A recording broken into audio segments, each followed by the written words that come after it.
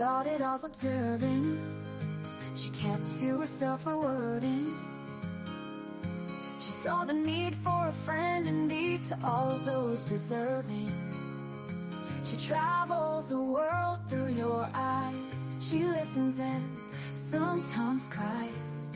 She wants to know what makes you whole and cares without disguise. According to Leanie, she welcomes you here. A laugh, a song, sometimes a tear, a friend, a foe, a stranger. Your life story, your moments of glory. You're sad, you're happy, your dreams and your worries. She wants to know the ins and outs of all of you here. According to Leanie, according to Leanie, she welcomes you here. A laugh, a song, sometimes a tear, a friend, a foe, a stranger. Your life story, your moments of glory. You're sad, you're happy, your dreams and your worry. She wants to know the ins and outs of all of you here. According to Leanie, she wants to know what it is all about. According to Leanie, you're welcome here while we all just figure life out. So sit back and yak, smile and laugh, have a cup or two.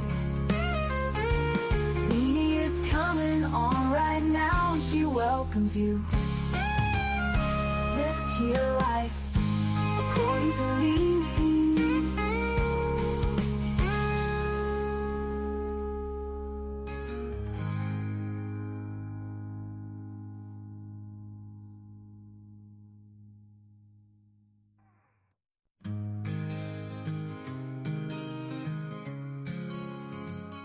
She started off observing.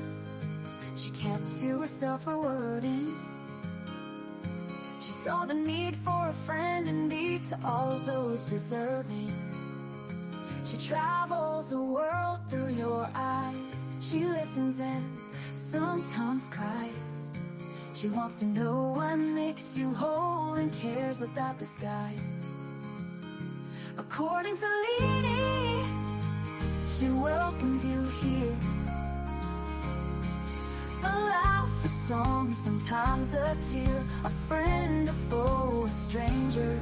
Your life story, your moments of glory. You're sad, you're happy, your dreams and your worries. She wants to know the ins and outs of all of you here.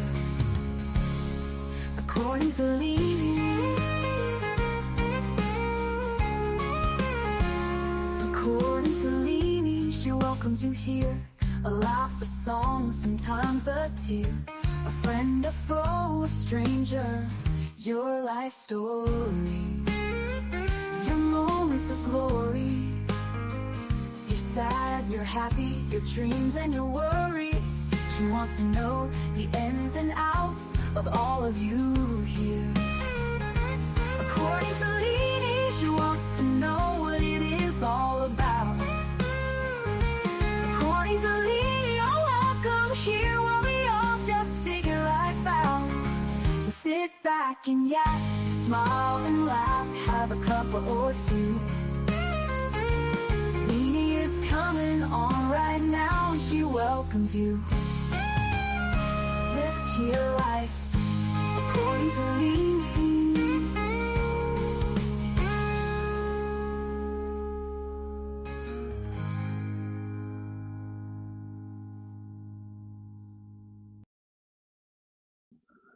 Hello, hello, everybody. Good evening. How is everybody? Maggie, how are you? First of all, it's been a minute. I'm great, thank you. You're great. Well, I we've been am. praying for you. We've missed you.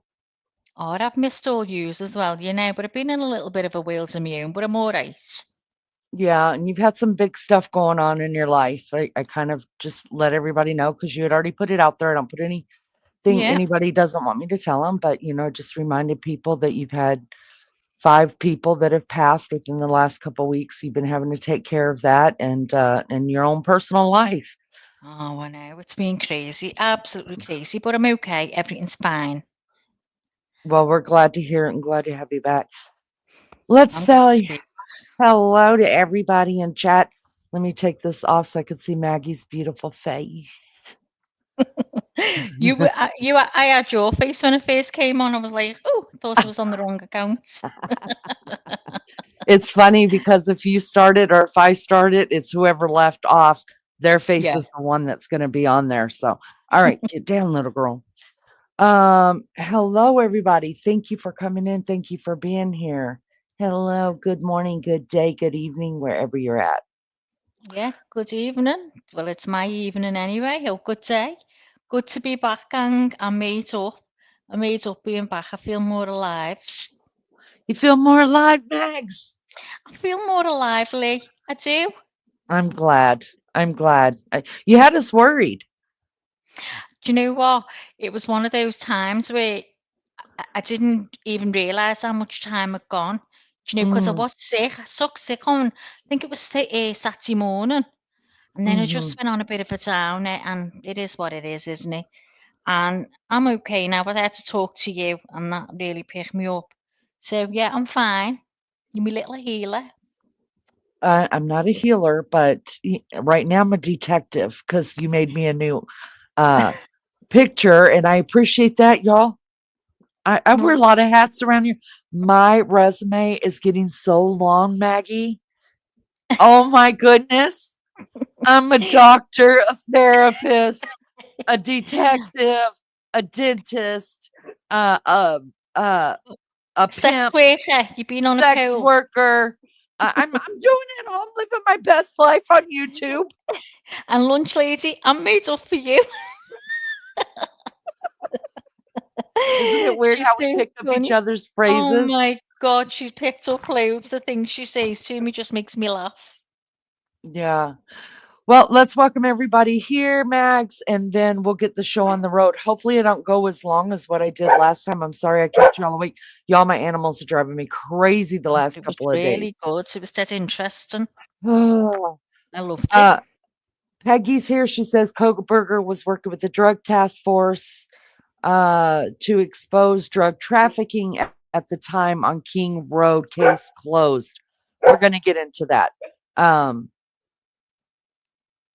Thanks for being here, Peggy. I appreciate it so much. Lunch Lady is dropping my stuff. I appreciate it. Please be respectful of the creator and the time she has put into the case study and information she is sharing. Please respect the mods and chat as well. Absolutely. Thank you, Lunch Lady. And there's our disclaimer. Lunch Lady has thrown it into chat, and we appreciate that so much. Every time I bring up something new, Lunch Lady or any of the mods that are here, if you guys just don't remind, if you don't mind dropping our copyright disclaimer I in put an one going across the screen as well, Lee. I don't know whether you want it there or not. no, that's fine. We didn't get any of this. Oh, let me let her out. Good grief. Maggie, Go can on. you greet people? I'm Go on. sorry. Let me put my glasses on so I can see who I'm talking to. Oh, I'm blind as a bat. I'm going to get my eyes tested on the 8th. I always buy the cheap glasses, you know, just the readers. And I'm sick of scratching them to death. They get scratched dead easy. I think I bought about 15 pair from Temu. So I'm going to get a proper pair now. But actually, I hate buying a proper pair because I'm only 2.5. Is it 2.5? That's not too bad, is it? Or is it?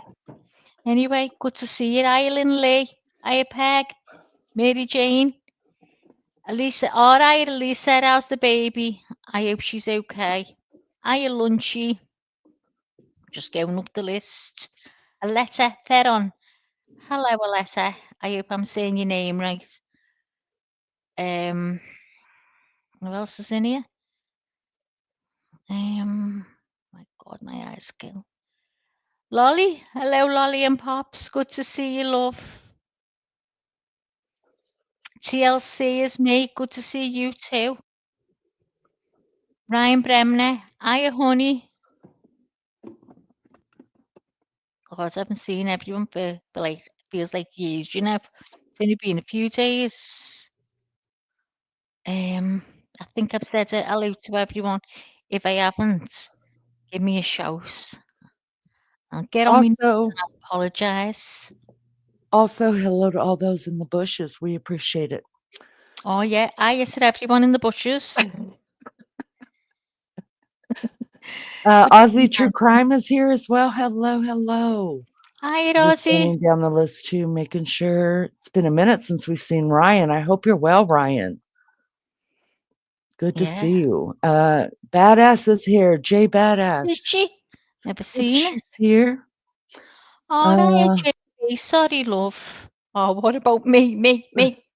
JB, I'm sorry. We'll get it back together. Alita, hello from South Africa. Welcome. Wow.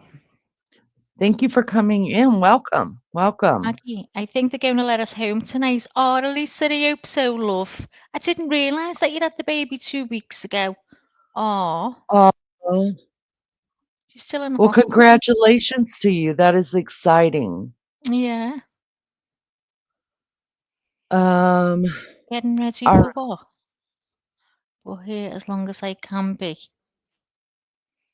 getting ready for TAFE, but here as long as I can. What's TAFE? What's TAFE? And let me just shout out to those that I know that are going to be watching this later. Melly Joe and Lulu and Aussie True Crime is already here. The Kaz Aussie at girls. home. All of our Aussie people who are should be asleep right now that probably aren't, besides Aussie The True Aussie Crime. crew. Yeah, the Aussie crew. we want to say hello to them because we know for sure that they will be listening to replay later, and everybody else who will be listening to replay. Oh, this is nice. Let's see, we got 50 Shades of Golden going on over here. Anichka's mounted Newt, and I got dogs that just cannot get their shit together. Not that she's ready, but Newt's just oh my gosh. It's a mess. It's a whole screwed up mess over here. We're learning as we go. But I don't think Newt's ever gonna mount her because he's been told his whole life to get down. All The right. chat is not on the TV anymore, JB said. No, really? You know what? I might have to it might be on my end. I might have to connect it because no, I was watching Vinnie Politan and my chat was on, but I might have disconnected it. I didn't think it was anything to do with you. I thought if anyone can put it on the telly from I thought you could too. YouTube. Didn't think You it's got just have anything to do with you. I'm sure of it.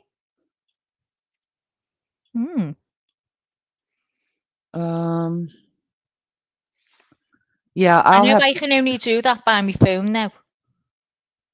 I've never done it via laptop, so I wouldn't have a clue. But I can do it on my phone. I just found it on the TV one day. It said, "Do you want to connect?" I was looking at something on my phone. I was like, "Sure, why not?" Yeah. And it connected. I was like, "Look at me! I can watch it." Did you notice that I can do emojis in the chat on my laptop? No, I did not. Well, I'm in StreamYard, so I don't see the emojis. Oh, well, you do, because you know what? I'm in StreamYard. Oh. I made a mistake. Okay, so if you go in the chat and right-click in where you're going to type, and it'll come up. When I right-click on mine, it says emoji at the top, and you click on all the emojis. Go on, have a go. Hold on, just a minute. I'm trying to make sure. Yeah, so JB, it has to be on your end, honey, because I just pulled it up on my big TV and I can see chat on it. So I don't know, honey. You have to pair your phone and your TV somehow. There's a little icon. If you see a little icon on the screen, it should be where mine and Lenie's pictures are, just above there. It's a little like icon. I think it's like sort of a curved line in a square, if I'm not mistaken. You click in there and that gives you the option. That's on a phone. I'm not sure about the laptop. Huh. Don't know. All right, we're going to go ahead and get started into this. I just want to remind everybody, so I'm creating a playlist. I had to figure out how to do it, but it cannot be that damn hard. I'm going to create a playlist where all of this is in one folder in case you come in on the third part of the series that we're doing or whatever. You can go back and just watch those things that Oh, we've got going up. the Yeah, I think playlist. that'll be easier for people to Yeah, I find a do. playlist. So I'm going to create a playlist for it so that all of these, and we do them every Wednesday. And we're going to do it all the way up until trial. Trial is expected to start on August the 11th. And we're just revisiting things, laying it all back out on the table as it just happened yesterday, is what we're doing. And we're just going, I'm trying to go piece by piece, keep it kind of in chronological order. I'm also trying to keep opinions out of it. My opinion, now, if I give you an opinion, I tell you it's my opinion only, but I'm trying to keep it totally neutral so you can make up your own mind, because the idea is that when trial starts, I'll be live every day. And we'll do trial, we'll do a trial watch together. So y'all, there's so much out there on this stuff. You're welcome. Just to, it is ridiculous the stuff that I have gone back, rewatched, redone. And I'm not talking about going to other people's channels and watching their stuff, because listen here, if you believe him to be guilty, you can find anything on the internet that tells you he's guilty. If you believe him to be innocent, you could find many, many, many, many things on the internet that will tell you he's innocent. So just because we see it on the internet, I think we have to be really careful how we're making up our mind. Even with me, like, I don't want you taking this and saying, well, Leanie said it, it makes sense, I'm going with it. No, no, no, do your own research about it. So what we're doing is I'm only bringing up stuff from the family that the family has verified, and the police officers have verified and stuff. There's, like I said, there's tons of stuff out there, you guys, that we can all get in there. But I'm trying to only do the facts that I know for sure is been put out by one of the families, or put out by the police, or put out by the lawyers on either side. You know what I mean? I know what side I stand on, but I don't want to put a bias to it until later. It's going to come out, because once we get up to the point where there's nothing else to remind us, we know all about the case, we know why we're going into it, we know what's happening, then I want to start having discussions about it. Maybe people on panel, people that believe he's guilty, people that believe he's not guilty, why, and things like that. That's what I want to do. So if you're along for the ride, we're really glad to have you. And that's how that I'm trying to keep this. I'm trying to keep this. So what says you, Mag? You think that's an all right way to do it? Yeah, I think it's brilliant. I think you've organised it good in such a short time. Yeah. Mary Jane Doe says so many questions. Listen, I keep a pad of paper right next to me at all times. I encourage you to write down your questions, write down a thought that you're thinking that, maybe somebody has the answer to, or what they think about it too, because this is only going to take a couple of weeks, and we'll be right up to them being in court last week. I mean, it's going to go by really fast, because this case has a seal on it. There's not a lot released. There's a lot released in the beginning. There's a lot of the family talking in the beginning, things like that. But everything else, it's just an opinion or people speculating on what happened. So, yeah, Just I want to be really Peggy's careful with it. just saying about why did they say there was a person unconscious? Didn't you say last week that it was one of the relatives or friends that went up and found them and obviously collapsed? That's where the unconscious person came in. So it was Bethany Frank, oh, Frank, Y'all, my brain just went funky. Romancing. But I've heard her name pronounced Funk. It's Funke. I've heard some people say Funky. I've heard people say Funk. It was her. It was one of the surviving roommates that was on the first floor that actually passed out. But there are reports that talk about, and these are reports, not what people are saying. There are reports that it was someone said that someone in the house was passed out. Bethany Funk ran outside and passed out. Oh, I So thought it was in the house. but it could be, I mean, when there's tragedy and when there's, so much um adrenaline going because nothing's making sense. You've got bodies, you've got blood, I mean, can you imagine? I mean, it would be really hard to get the same answer out of you and me as to what Yeah. happened Oh, right yeah. away. You know what I mean? I We wouldn't would be have able to seen speak two now. different things, Yes. right? Yeah. Until we either had time to sit back and think on it or it Mhm. was just squashed from our memory, Yeah. because our memory will Sometimes protect us. when you talk to someone about it, you go, "Did you see that?" And they go, "Oh my God, yeah, I forgot about that." Or, it's just things in that flash of a minute, and then you collapse. Oh my God, it must be awful. Right.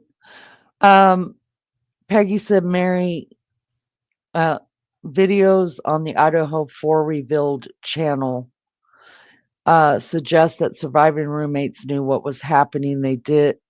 Why did they wait 9 hours to call 911? And why did they say person was unconscious? Like I said, I know for sure that Bethany's the one that passed out. She passed out when she was running from the house. Mm. And she already had 911 on her cell when she passed out. And so a guy reached over, grabbed her phone, and he's the one that reported there's someone passed out there. And I think that was before he even went in the house and knew that there were bodies in there. But we will go more into that. I want to kind of keep it into chronological order. Write down your questions. And let's Here's the deal. We can speculate all day. We can have an opinion all day on this. Doesn't make it right We could have because a question and answers if you know them, only if it's come from the family and like a yeah, question and answers part of the show. yeah, we can People we can get to, you absolutely do know, that. to Hmm. what they think and give their opinions, or Right. maybe a panel. I don't know what way you just a little. No, that's fine too. Any way you guys want to do it is fine with me. A lot of these can't be answered. Why wait 9 hours to call? Peggy says we can answer that. We could speculate. Mm, We could do that all day long, but it's not put out. So that's a question you're going to have to wait and ask Dylan. Um, I, Apparently the house was tore down to hide evidence. Well, who said that? That's just what people are saying. That doesn't make it true. And I'm very weird about that. I'm very weird about look, everything is not a conspiracy. There and you guys know me. There are some things that I'm coming around and I'm thinking, well, maybe that, I mean, the whole JFK thing, that our country actually killed our own president, the thought of that, it took me a long time to come around that. But now to me, knowing the way that our country is, I could see that it's a possibility. But the problem with conspiracies is once you go down that hole of conspiracy, you think everything is a conspiracy.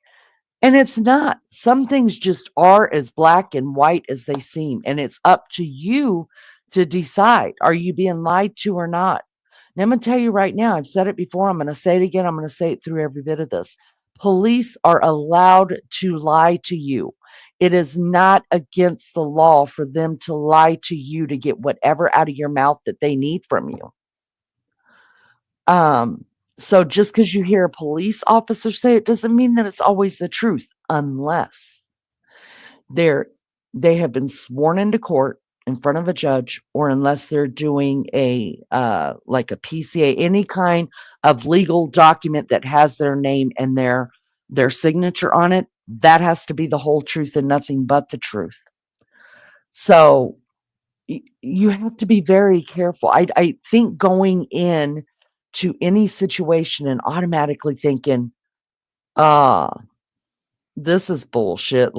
There's this big conspiracy to tear a house down. I'm sorry, I can't jump on. I can't. Do I think it was a bad decision? Yeah, probably. I mean, yeah, in one way, and then in the other way, I have a kid that goes to college, and I can imagine what it would do to him just having to stare at that house every time he has to walk by the house to go to class. I can understand the anxiety that would cause. So I'm sitting on the fence with that. But just because they tore down the house, why are we automatically jumping on a theory that, oh, they're tearing the house down to hide evidence?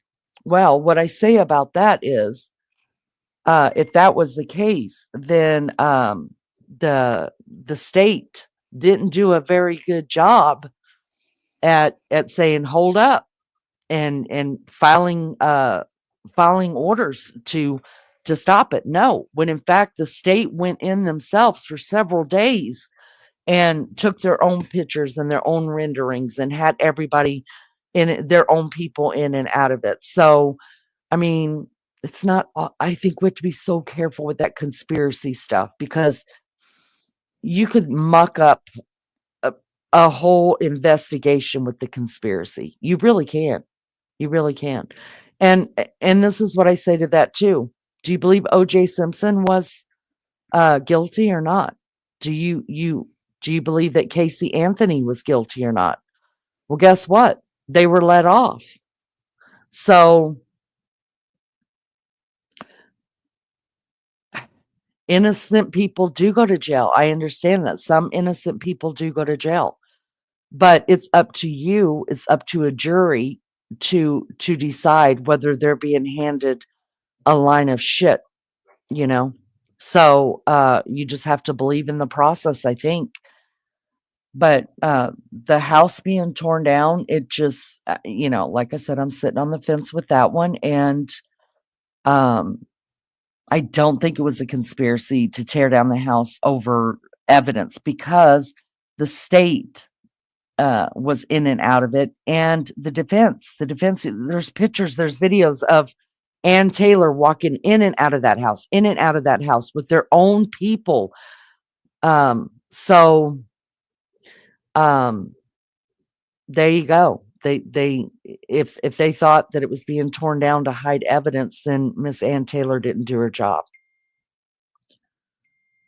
That's what a defense does. Because common sense makes people question things, question authority. Yes and no, but not everything has to be questioned. I mean, common sense would make you realize. I think for me, my common sense would tell me at what stage do I smell bullshit and what stage do I not smell bullshit. And the stuff that I smell bullshit over, yeah, I'm going to question it. But that doesn't mean that I have the right to that answer. None of us have the right to know what happened in these killings. Only as Americans do we have a right.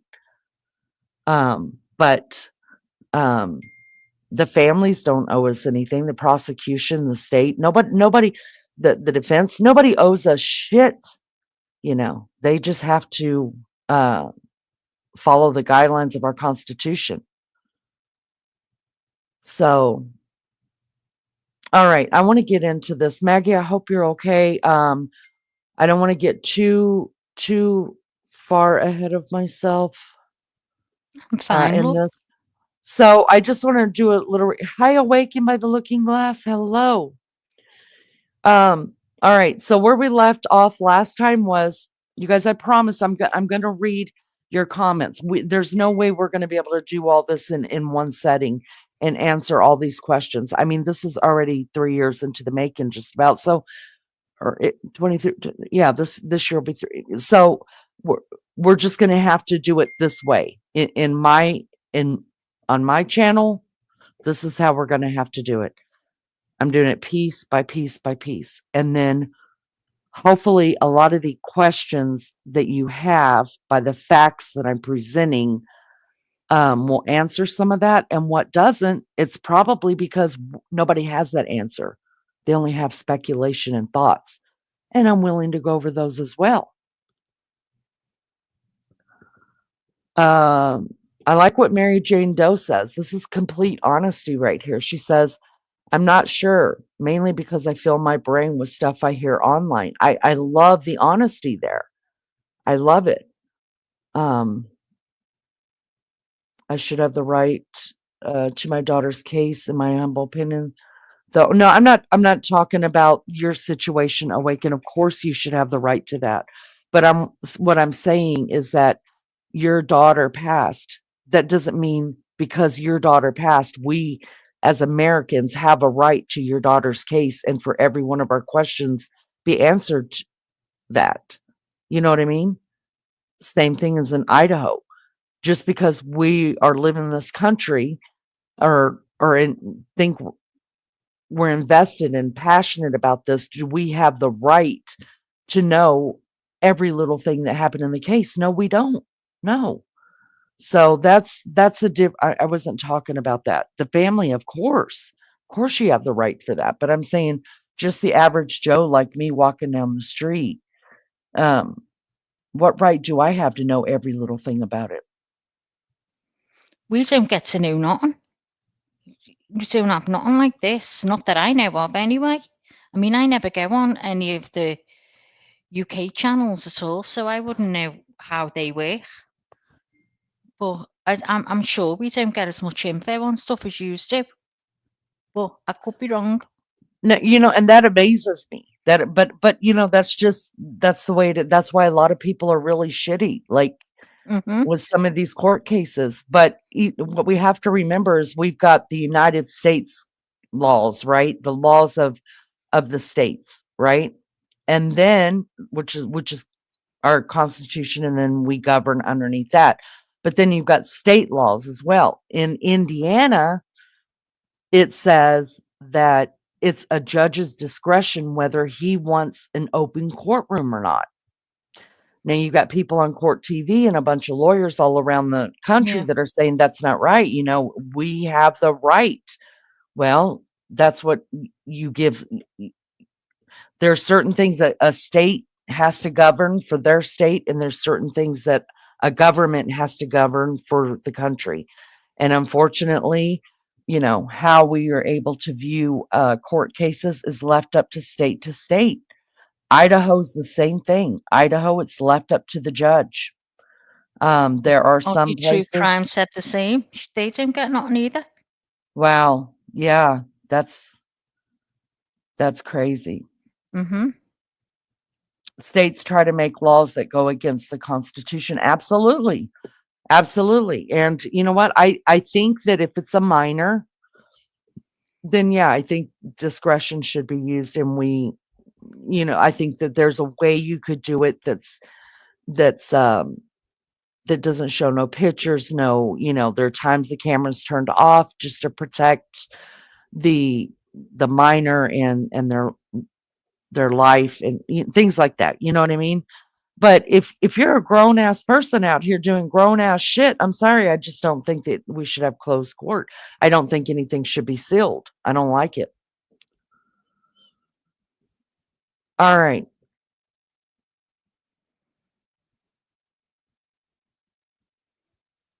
Wow. Awaken says, I'm just pissed off due to the current happenings, the crap being pulled. They're giving me wrong court dates now, telling me what happened yesterday in court was told.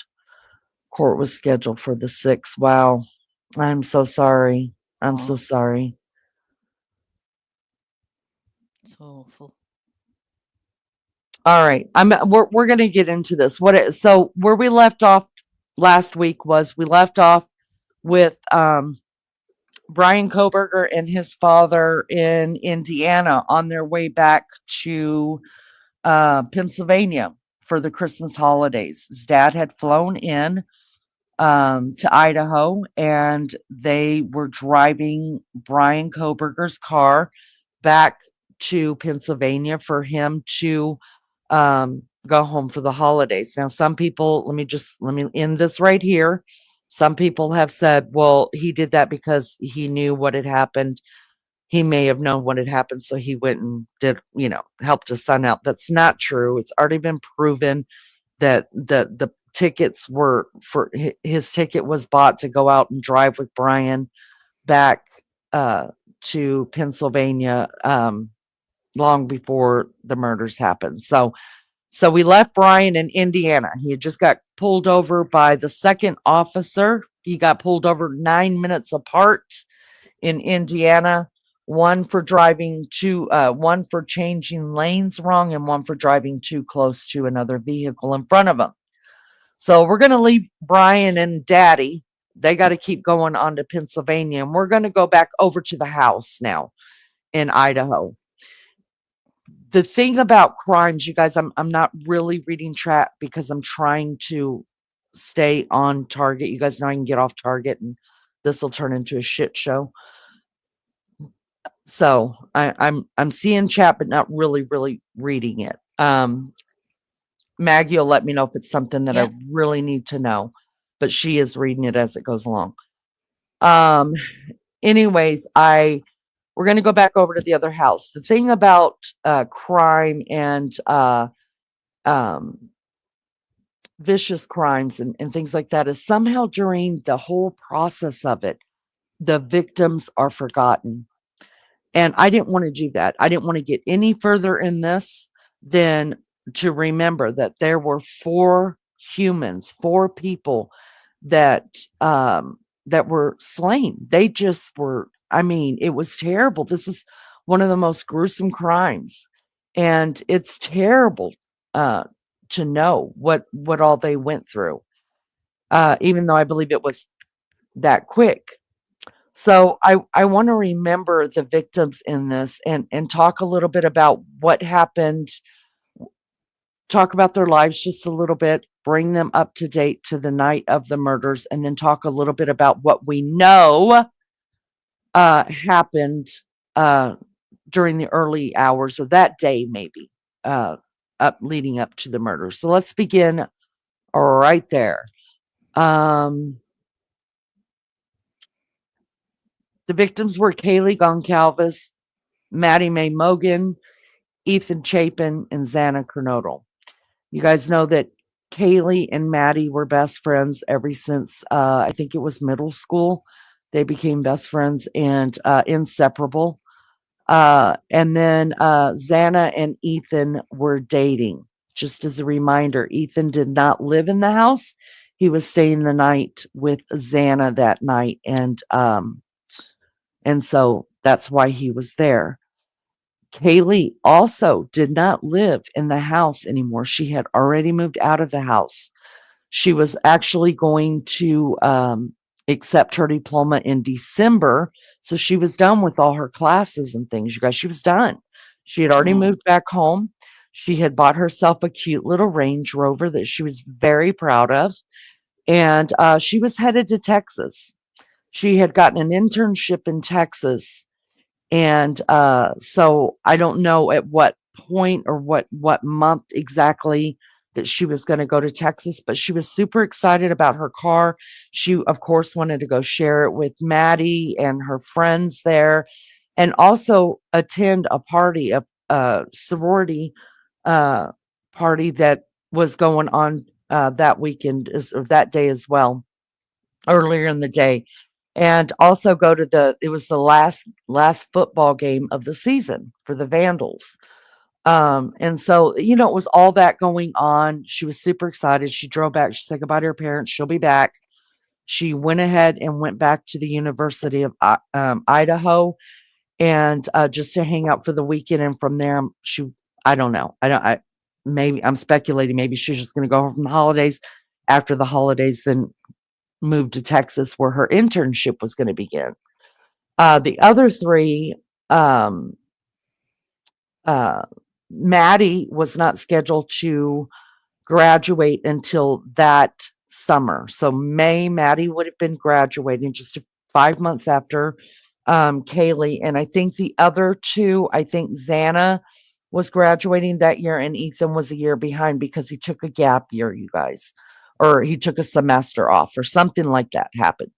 Anyways, so basically, Kaylee was done. She was finished. So Kaylee wasn't supposed to be there as well, right? Because she had already moved out. She had already moved out. So I want to bring up just what their obituary said about them. So let me tell you, Ethan's funeral happened pretty quickly after they got his body was sent back to his parents, and his was a private funeral. In fact, if I remember right, nobody even knew he was having a funeral. I think that it came out that day that the funeral had come to pass. And they had a memorial service, which I have got that up here too. I've got so many tabs open. And for all four of them, but Ethan wasn't mentioned a whole lot in that one because by the time the memorial had come and happened at the school for the victims, the Chapin family had, which their spokesperson pretty much is Ethan's mom. She's a complete badass as well. She just asked everybody to quit talking about her son. Don't. She wanted to speak for her boy. I guess I can understand that. So there wasn't a lot at the public memorial where Ethan's name or anybody that went up there and, well, maybe his best friend did. But anyways, there was a lot less public that was done with Ethan than there was with the three girls because, his mom said they're a very private family and they wanted to remain that. All right, so let's look at these kids' obituaries. Okay, Kaylee and Maddie are both with the I always mess up the name, Goncalves family. I think last I heard they were. I think they had Maddie's ashes as well. Now this has been over a year ago, so I'm not sure now, but they plan on having them a memorial, a funeral later. I guess probably after all that they just don't feel right about having a funeral for the girls before this is all over with. So they said that they would have a funeral later. Magsy, okay? You want to jump in a minute? No, I'm absolutely fine. I'm doing a picture as we speak. I'm listening. I'm just doing another one for you because I can't tell what you are on your avatar. So making sure. Oh, we do. okay. Okay. Hello, Jovel. Welcome, honey. Good to see you. And anybody else I might have missed. All right, let's start out with Kaylee. Let me present this really quick. You guys just look. Oh my God, their pictures are gorgeous. These were gorgeous people, y'all. Young people are so pretty. All right. Let me make sure that this is on big screen. As big as I can get. There we go. And so this is Kaylee, you guys. She's the one that had just bought her Range Rover. I mean, she was going to Texas. Her life was starting. Can you imagine the excitement of this girl, y'all? Kaylee Jade Goncalves was born in Concord, California on June the 8th, 2001. She left this earth for the final adventure on November 13th. Even before her birth, Kaylee was fire and life.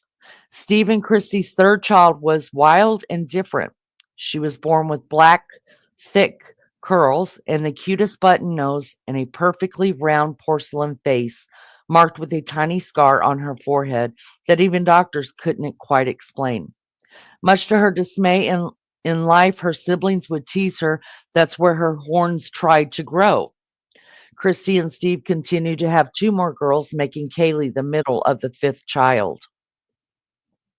Around the age of 1, Kaylee and the family moved to North Idaho, where she continued to blossom into the most beautiful, authentic, social, and funny person we had all ever met.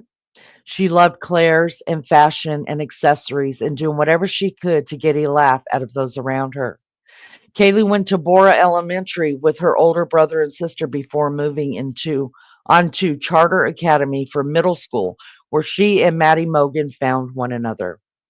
After that day, we were no longer a family of 5 siblings. We were 6. After much convincing of her parents, Kaylee went to Lake City High School before attending the University of Idaho with Maddie. She joined the Alpha Phi sorority and was studying to become an elementary school teacher. Throughout all her years of education, Kaylee maintained incredible grades and made friends wherever she went. She was social, quirky, contagious, and a little bit of a goofball. Sorry, Kaylee, but it's true. She loved to play pranks on her friends and family constantly. She loved adventure. She was a hard worker, always having a full-time job on top of her studies, even in high school. Kaylee loved the nicer things in life and took a lot of pride in buying those things for herself. She was strong. She was fair. She was tough. She was dedicated. She was beautiful. And she is love. Kaylee is survived by too many loved ones, including Christy Gonsalves, her mother, Steve Gonsalves, her father, Linda Lukens, her grandmother, Cheryl Goncalves, her nana, Chris and Tammy Butts, her uncle and aunt, Olivia Stevenson, Stephen Goncalves, Autumn Goncalves, Aubrey Goncalves, her siblings, Dahlia, Fox, and Phoebe, her nieces and nephews, Sabrina Whitcomb and Bryce Butts, her cousin, Jack DeCour, her longtime boyfriend, and finally her fur baby, Murphy, a little mini golden doodle. Kaylee will continue on her next adventure with her favorite human, Robin Lukens, her papa, Steve Goncalves, her papa, Steve Goncalves, her grandfather, and the world's greatest dog, Mojo. She came into the world surrounded by family and love and left the same way, with her chosen sister, Maddie Mogan, by her side. A service for Kaylee and Maddie will be held at a later date. Exact details will be announced once finalized. To plant trees in memory, please visit the Sympathy Store. So this is her obituary that was put out at the Coeur d'Alene Post Fall. So this was their newspaper called the Idaho Press. So thank you to them for letting us use their stuff. This is not my stuff, guys. This is Idaho's stuff. So thank you for dropping our disclaimer. Fair use disclaimer. Copyright Act of 1976 gives allowance for this content to be used for purposes of criticism, comment, news reporting, teaching, scholarship, and research. Now let's take a look at Maddie.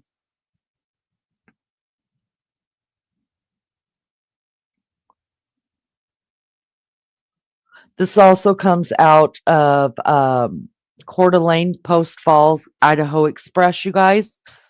Thank you for letting us use their stuff. Look how gorgeous this girl was, you guys. My God. Did they make them different than when I was raised? Jeez Louise. These girls were fabulous. Maddie Mae Mogan, 21, 29. I don't know where that came from. This was written November 25th, 2022 at 1 a.m. Madison Mae Mogan was born on May 25th, 2001 in Eugene, Oregon, and passed away November 13th, 2022 in Moscow. You guys make sure to say it right. Idaho. Moscow. That's the right way. Her life from day one has been a blessing to her family and all that surround her. Maddie spent her first 2 years of life in Oregon, and then she moved with her family back to North Idaho area her parents grew up in. Back in Idaho, she went on to have a wonderful childhood. She attended Winton Elementary and went on to join the Coeur d'Alene Charter Academy until she made the decision, after writing a very decisive letter with Kaylee to their parents, of the reasons to enroll in LCHS, where she would graduate. To say Maddie is loved by all is an understatement. Maddie was known for her ability to make others smile and laugh with her offbeat and hilarious sense of humor. And it is well known by all those who knew her to never let her get hungry, because I guess she would get hangry. I understand that. Maddie was also admired for her focus and dedication to her future. She excelled in school and all jobs she worked throughout high school and college, amassing a network of friends, colleagues, supervisors, and teachers who would not hesitate to give her an amazing reference or remark on how wonderful she was, how hard she worked, how much she cared. Maggie was Maddie was so excited to attend the University of Idaho, a little far from home, but not too far. Once there, Maddie made the dean's list every semester.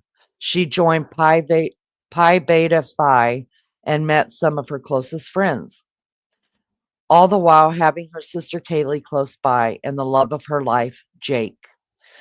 We will think of her forever surrounded by pink, sparkly things that are tiny and cute because that's exactly how we picture Maddie.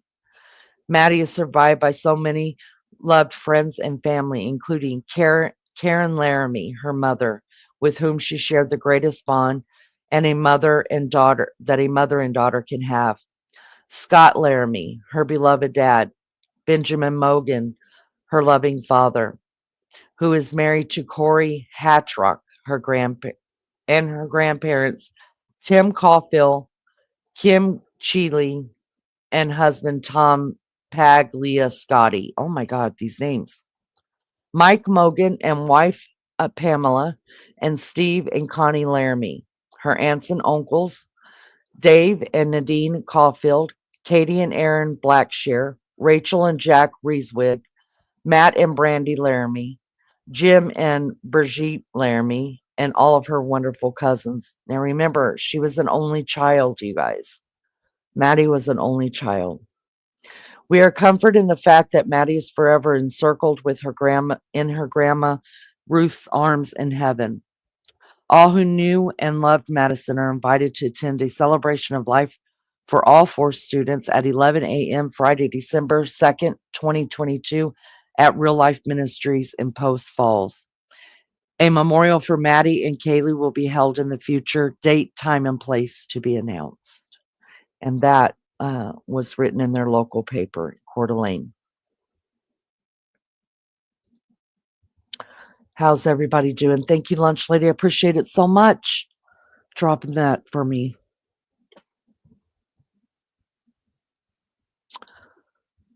All right, let's pull up Xana Kernodle. Oh, y'all, man, It's incredible.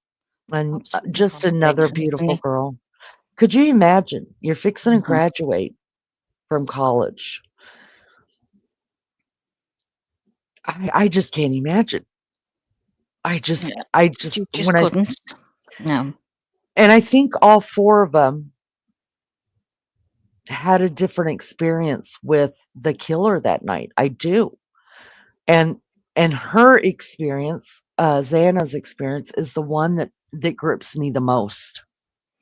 And we're going to find out why I say that, because I am going to eventually get to the PCA after we get Brian over to Pennsylvania and get him arrested. She had more interaction, I think, didn't she? I Because of think to her. she did. And we know for sure he actually Yeah. spoke to her, Oh, and she was wide awake. to You being guys, so she was. frightened. Yeah, Imagine, and Lainey. and I mean to know that she probably watched her boyfriend, be killed. This is the one that, I mean, they all break my heart, but this one right here, I feel like,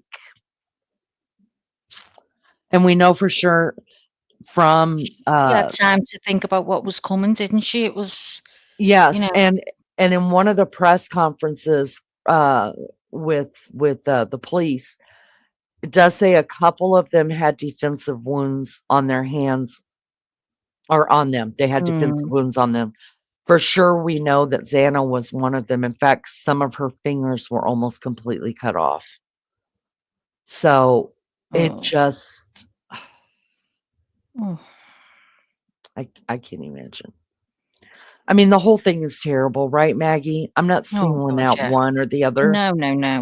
The whole thing is terrible, but just to have to sit there and watch in this petrifying fear up against this wall, just like losing your freaking mind, Yeah, and this that's guy's fear. coming at That you and must have speaks to you.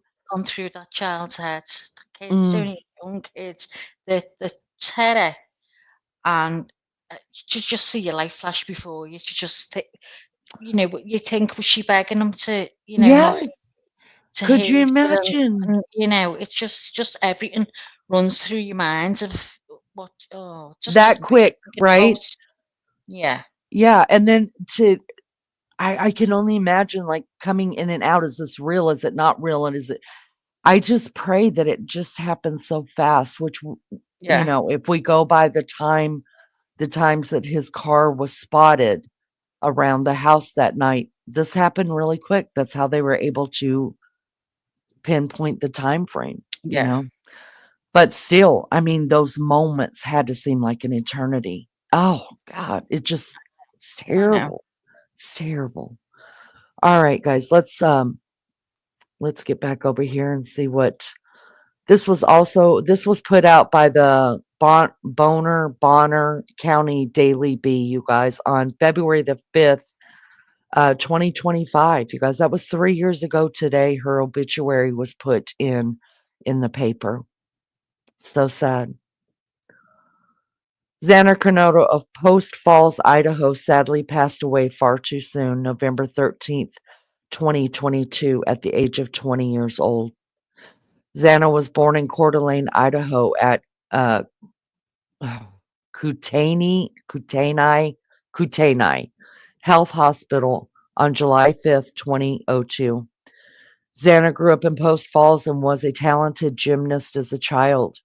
She attended Post Falls Middle and High School, where she played volleyball, track, and soccer until she graduated in 2020. Excuse me just a second. Sorry.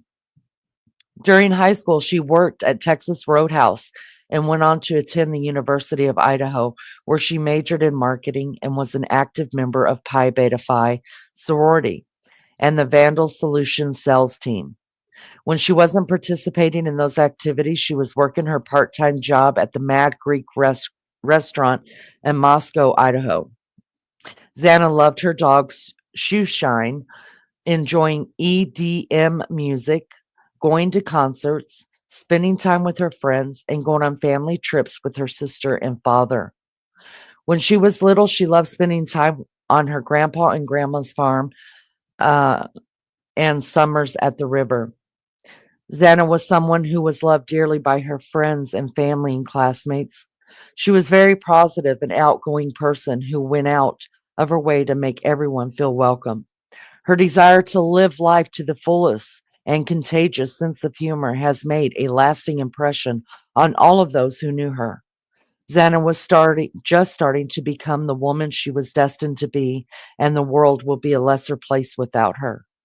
Xana is survived by her father, Jeff Kernoodle, her mother, Kara Northington, her sister, Jasmine, her brother, Elijah.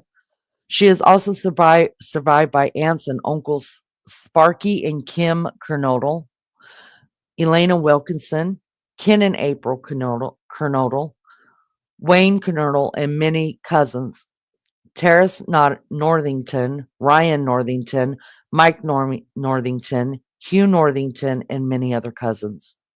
We will miss her very much and hope that we can all carry a piece of her vibrant spirit now and for always. All are welcome to attend the service for Xana, Ethan, Madison, and Kaylee at 11 a.m. Friday, December the 2nd at Real Life Ministries in Post Falls, Idaho.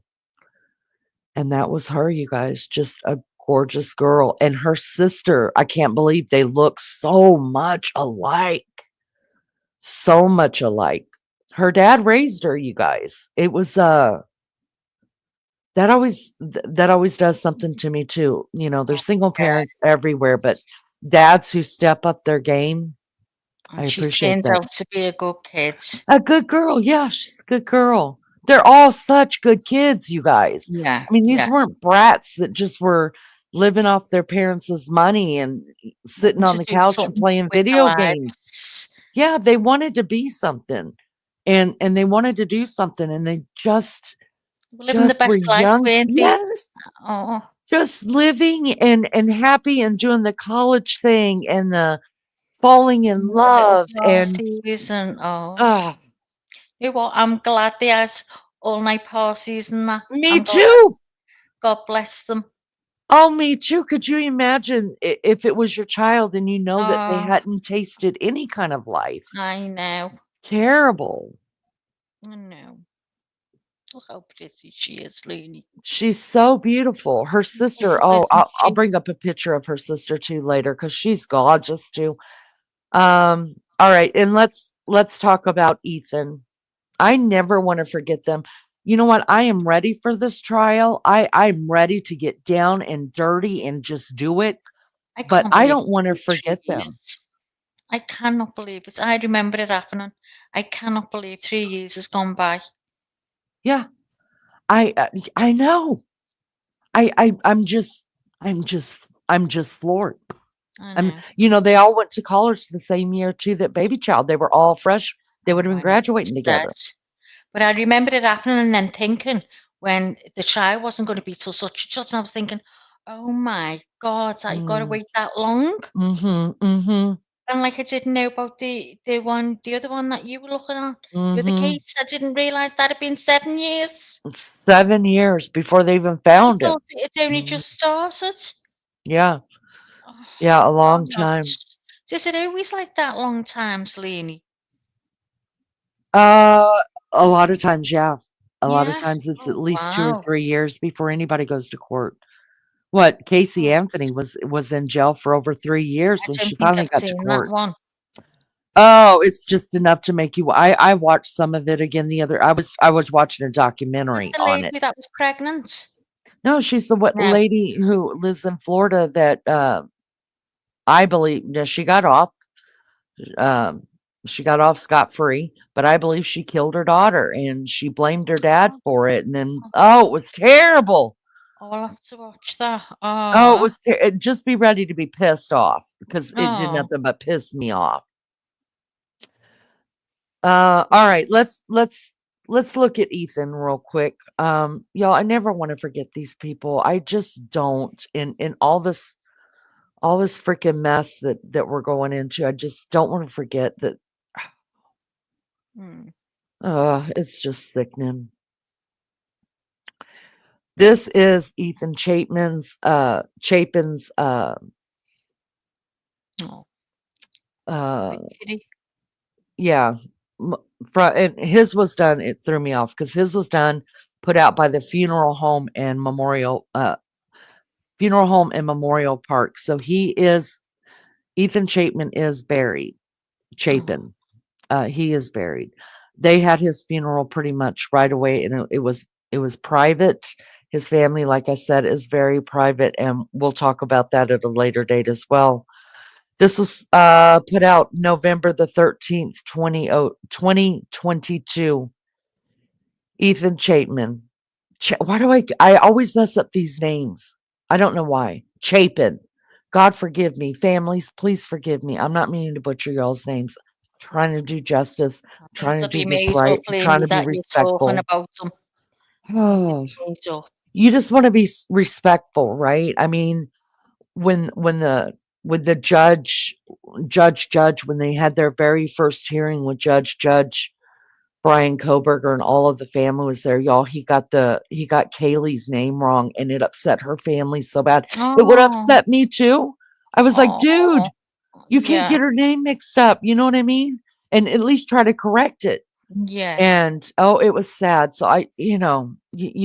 I mean, yeah, Well, you're being Ethan, disrespectful. You're just getting it wrong, and you're not doing it deliberately, Gail. Wasn't he one of a triplet? right, Ethan? right. He was the firstborn. I think. I'm pretty sure. Oh, was he? Eth Yeah, let's Oh, listen to it. I think it'll tell it in here. Ethan, a okay. triplet, was born Yeah. first. Yes, there it is. He was firstborn at 4:43 p.m. on a beautiful Tuesday evening in October. He was born at Swedish Hospital in Seattle. Maisie arrived shortly after 4:44 and Hunter at 4:45. Our family spent the first year and a half living in Olympia at Summit Lake, and then we moved to Conway. The kids attended Conway School where they got an education and also played soccer, basketball, and ran cross country. One of Ethan's greatest memories was on a basketball court with his brother at Conway wearing the jersey number 30. Ethan is survived by his dad, Jim, his mom, Stacy, and his surviving triplets, Maisie and Hunter. He is also survived by Stacy's mother, Darcy Wells, and Jim's father, Jim Chapin, half siblings Eric Chapin and wife Sarah, David Chapin and Nicole Chapin Riserson, and her husband Jimmy, aunts, uncles Steve and Gina Wells, Curtis and Michael, I think that is Chapin, and Todd and Renee Fisher. Ethan attended Mount Vernon High School. His school was cut short by COVID, so Ethan and his siblings packed up and headed to Idaho, where they went to work at Hills Resort. They went back to Mount Vernon to start their senior year at MVHS, but school was still not in session. They worked at Tulip Town through the tulip season and then headed back to Idaho to continue working at Hills Resort during the summer, just prior to attending the University of Idaho. In August 2021, our family made the journey to University of Idaho to drop off all three of our kiddos to college. The boys, both Ethan and Hunter, joined the fraternity of Sigma Chi, and Maisie joined Kappa Alpha Theta sorority. Since attending the University of Idaho, Ethan lived his best life. He loved the social life, instrumentals, and tolerated the academics. He also continued to play sports. We were all very fortunate to play golf with him this last summer. If he wasn't on the golf course or working, you could usually find him surfing, playing sand volleyball, or pickleball. Ethan loved life. He laughed continuously. He smiled when he woke up and was still smiling when he went to bed. He was kind to all and a friend to all. May we all try and make the earth a better place, and may we all live like Ethan. Ethan's memorial service will be held Monday, November 21st at 4 p.m. at McIntyre, Mount Vernon. In lieu of flowers, Ethan trained and loved Tyler Ama. Tyler coaches youth football programs in Skagit County. This is what Ethan would want. Tyler will use the money to help and coach local youth. Checks can be made to, and then it gives it to him. So this is a picture, you guys, of the triplets. Look at them. Now, I know for sure that the one in blue is Ethan because his mother wrote a book, because there's books coming out, you guys. I don't know if there might already be one on Amazon. There's a book coming out about this already, and she wanted to tell her son's story before, and so she made it into a children's book, and it's called The Boy Who Wore Blue, because that's how she told her boys apart, put them in a signature color. So his was blue, The Boy Who Wore Blue. Wow, could you imagine being a triplet or even a twin? Because they say they had that connection. You know what I mean? Like, you're actually like part of them, but you're living outside their body. They know if something's wrong and you pick up on it, don't they? Oh. And if you see one, you see them all. You have to treat them all the same. They do the same stuff unless you're watching Evil Twins on Lifetime or something. But my father, my bio dad, is he's an identical twin, and they talk to each other every day, several times a day. And they've been married, him and his wife. They've been married for over 50 years. Oh. And he's still that connected to his twin. Oh my God. Isn't that amazing? And so have you been in the company of the two of them, Lainey? Oh yeah. No, now that they're older, I could tell them right apart, but I've got tons of pictures of them when they were younger, and they can't even tell you which one's each other. They don't know. Oh, they can't? No. No, now that they're older, my dad like bends down a little bit because his back is worse than his brother's back. Yeah. So his brother stands pretty straight and tall. They're both the exact same height. They're mirror image. They shared the same sack. So as they've gone into elderly years, yes, I can tell them apart. But all the pictures we've got, like they've got pictures hanging on the walls of each other, like together, because they always took pictures together. You can't tell Yeah. who's who, and they don't remember. Wow. Isn't that crazy? It So I is. just can't imagine like how and you can't call these two, hey, we're twins, because they're not twins. Even though Ethan's gone, they're not twins, they're triplets. And I don't and I remember I think hearing his mom talk about that, how she said that one of the kids had said, don't ever let anybody call us twins. We'll always be triplets. Oh. Yeah. So they Oh. don't say, "That's my twin." No, they say, "That's my triplet. My other one is, passed on," or, you know, they Yeah. never, so that's what they were talking about, that in life when Ethan was living, that nobody said, "That's my twin." They said, "That's my triplet," and they were really concerned that people would start calling them twins. "Hey, are you Oh. twins?" And So, this which you connected can't help dot. people for that, Yeah. you would never even dream that No. no, if there were triple. So they weren't. They're just saying they want it corrected to always Yeah. remember that they were never twins. They're triplets. Think about it. They came from a little tiny cell, and they've been together from the minute they were created. Oh It's my God, Maggie slapped me it's hard. it's just oh, Uh, it's Maggie, I did not realize how that probably. I hope that you're taking. Oh my no, God, I no, feel like no, don't. such a No, shit. seriously. No, no, I'm fine. Honestly, I wanted to say that my first baby was born at 4:44. Here you Oh go. my God, are you serious? I'm telling you the truth, honestly. But now, honestly, it's fine, Lee. I swear to God, it's fine. Well, you Absolutely fine. you have shared it on my I've on the shared it. channel before. So Yeah. I'm gonna go ahead and just say it again. Y'all, Maggie had triplets. Her first pregnancy, she had three little girls. She wanted to name all of them Leanie, but Alex said, no, no, no, no, we can't name all of them Leanie, and none of that matches. So they all got different names. Oh, I But know. no, seriously, Maggie had triplet little girls, and so it didn't dawn on me until just now, showing Oh God, no, these don't even ones go that. there. Just like them three little babies there. Just now, honestly, I'm fine. I'm fine. Okay, okay, Go on, you're in carry my on. heart Honestly, always. I know I'm fine. Carry on, it's fine. Okay, all right, Hello, let's kick everyone. it I, off here. Wild Angel. Hi, Wild Angel. Hi, Lindley. Thank you guys for being here. I appreciate it so much. All right, so that is what their obits look like. I did notice that um there was another one that was put into the paper. Maybe it was Ethan's, but I wanted to read the one that came from the funeral home.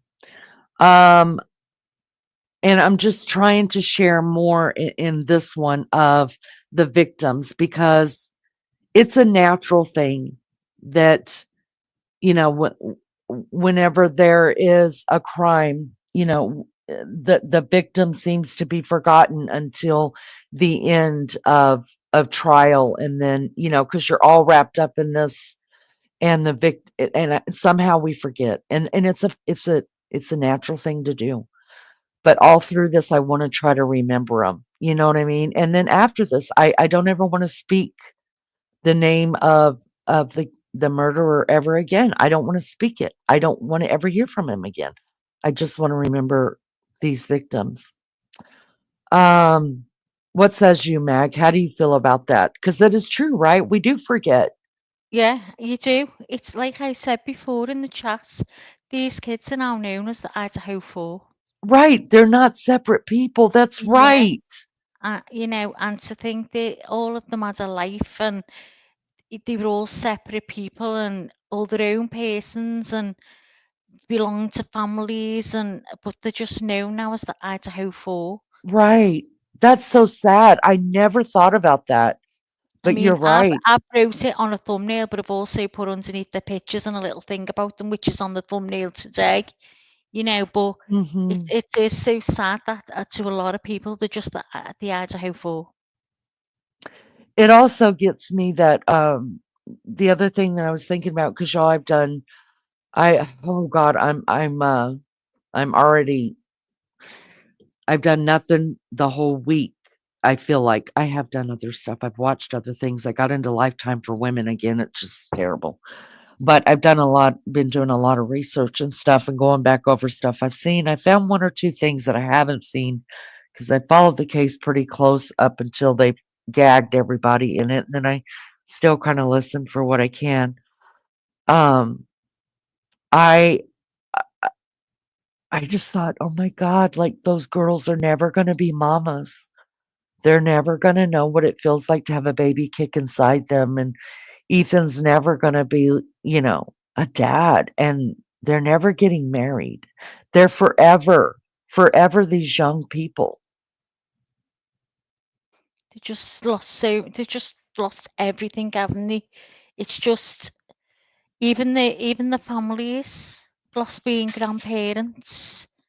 Just Mm, it's just all absolutely heartbreaking. They've just yeah, tore people to pieces.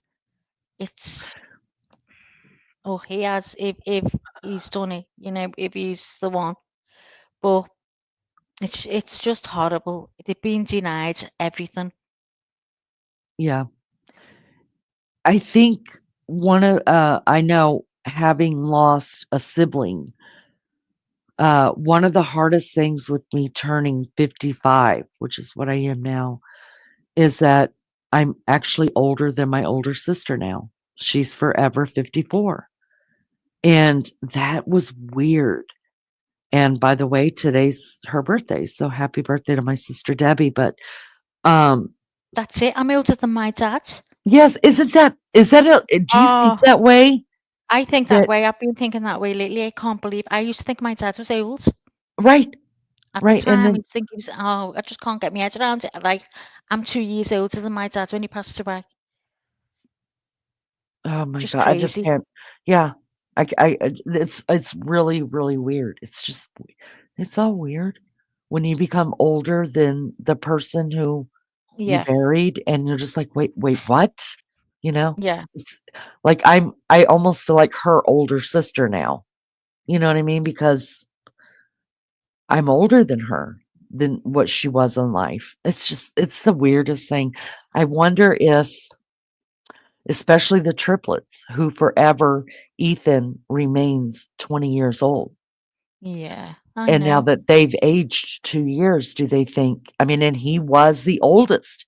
He was Forever the first young. baby, Yeah, you know? I don't yeah. know.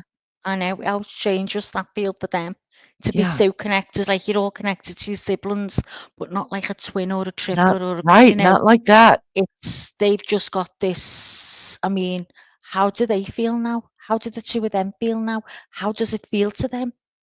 Do you Right. know what I mean? Because they've only ever known the three of you. Do you understand? And now, what must it do to them?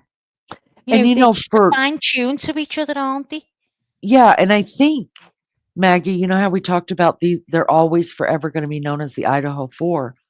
Well, the Mhm. thing about Ethan was he was always known as the triplet, you know what I mean? Oh, yeah. So, maybe that's why one of the reasons why his mom also stepped in and said, "Don't speak for my boy, don't speak for our Yeah. family," because he already belonged to a club, which he was a triplet, Yeah. you know what I mean? The Yeah. oldest of triplets. Yeah. Yeah. Just the weirdest thing. I It don't know, I is. don't know.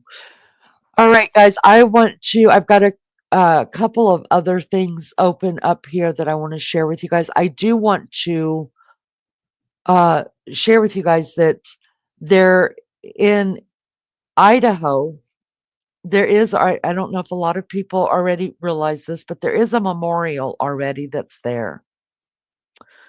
And, it's not just there for them, they also included um, other students that they have lost through the years. It's a remembrance ground. I wanted to show you guys that art is a weird thing to me. Sometimes I get it, but I think art is just a feeling of the person who's doing it. So like when I see this art piece that's standing out there, I don't understand it. It's just these things going up in the air. But I wonder what the artist or whoever came up with that design, what it represents. I would love to know that. Like, what did they see when they look at it? Do you know what I mean, Max? Oh, I know exactly what you mean. I look at art sometimes. I'm totally not into it, and I'm like, You're what the like, what hell the is hell are going they on? thinking? Sometimes I think, I don't care what you say, they've just done that paint at that and squiggled it. And they're getting, honest to God, as they squiggled it around a little bit, put the name in the corner, and someone's gone, oh my God, just look at that. Now I just know what he's saying in that. I just can't, never looked at any bit of art and understands what it's saying. And that's Yeah. obvious. I'm not tuned into all that. Like, I'm not into nothing like that, but I don't know what they see. But each Yeah. to their own. Do you know what Yeah. I mean? I can't do it's the abstract stuff. I can't do it either, but I am curious to Oh know yeah. because You want to obviously know? the artists see something, right? Judy? Yeah, the artists they have a vision Judy? and yeah. But Judy just say, "Oh, fucking throw that on there. Listen, Just when I'm think it's coloring, art." when I'm painting my painting, I'm gonna see something now, whether it comes out like that or not, Maggie. We're gonna find out. I want to know with you because I would love to say, listen, just tell the truth. I'll never tell anyone. Did you just throw that on there? And because he's been known for doing it before, he's probably gone, you Sure. know what? I come in one night pissed and I just thought, ah, fucking thrown it on it. And I got a few bob for it, I'm telling you. Well, Because it's kind of like when you're looking up at the it's sky. Some people see an elephant, some see people see a things, yeah. monkey in the clouds. Well, I just see loads of dripping paints. That's all I see. Oh, all right, let's share this one right here. This one they're gonna can one of the mods please, because this one I'm gonna let them talk.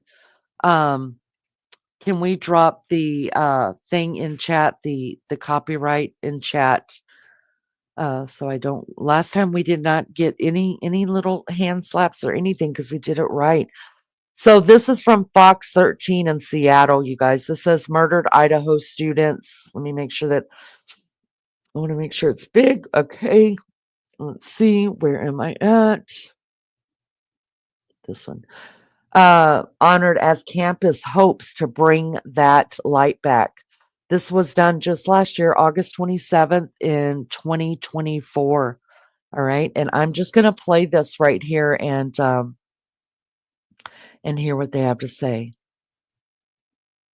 Happening this afternoon, the University of Idaho will unveil a special sculpture to honor the lives of Zaina Kernodle, Ethan Chapin, Kaylee Gonsalves, and Maddie Mogen, who were all killed in their off-campus house in November of 2022. This is part of a healing garden and memorial to honor all students who died while enrolled. And the Dean of Students says the garden shows the dedication, care, and resilience of the student body. All right. I thought that that would play. Oh, here we go.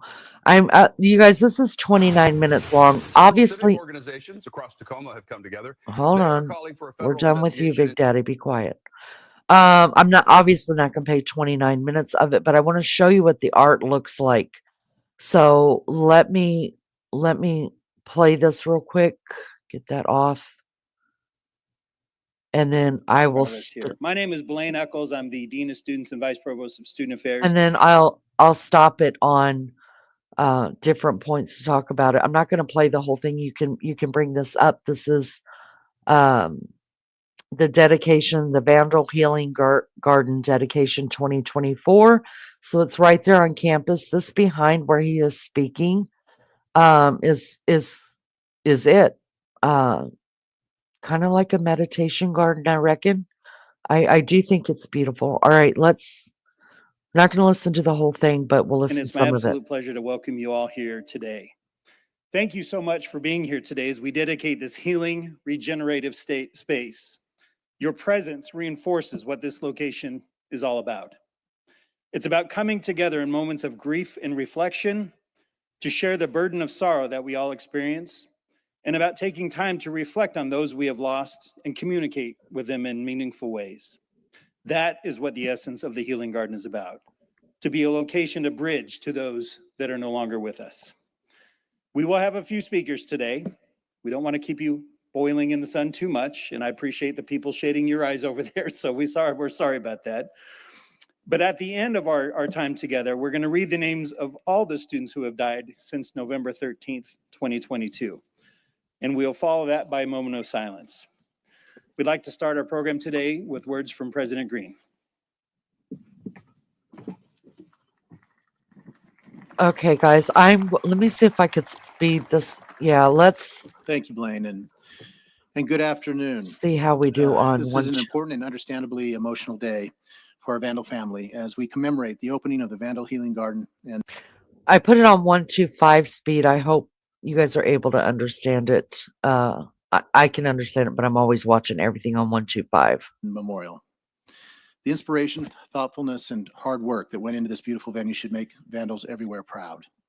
It was designed, vetted, and built by our students with the guidance and advice of faculty. The student-led effort is much more than a project. It's a community response to a great loss that visited our campus. The terrible tragedy that struck our campus on November of 2022 provided the impetus for this effort. We lost 4 shining lights full of life and promise. This garden and memorial are dedicated to them and to all the students we've lost during their time at the University of Idaho. Today, we consecrate this ground as a place where all can reflect, honor their memories, and heal. It's a reminder that even in moments of sadness and darkness, we can always find light. In the wake of tragedy, I take great inspiration from the response of our community and the amazing resilience of the families involved. This beautiful space is a testament to that response and a symbol of our strength as a Vandal family. From 1889 to 1966, this area of campus was a central hub of activity. The community would gather at McLean Field to cheer on Vandal football and baseball teams. It has since been quieted by time and is now fitting that this site will be a central place of reflection and remembrance for generations of Vandals. To the students who envisioned this place of healing, and especially to the students, faculty, and staff who brought that vision to life, well done. You've succeeded in what you set out to do. You've created a hallowed place for reflection. You make me so proud to be a Vandal. Thank you. Go Vandals.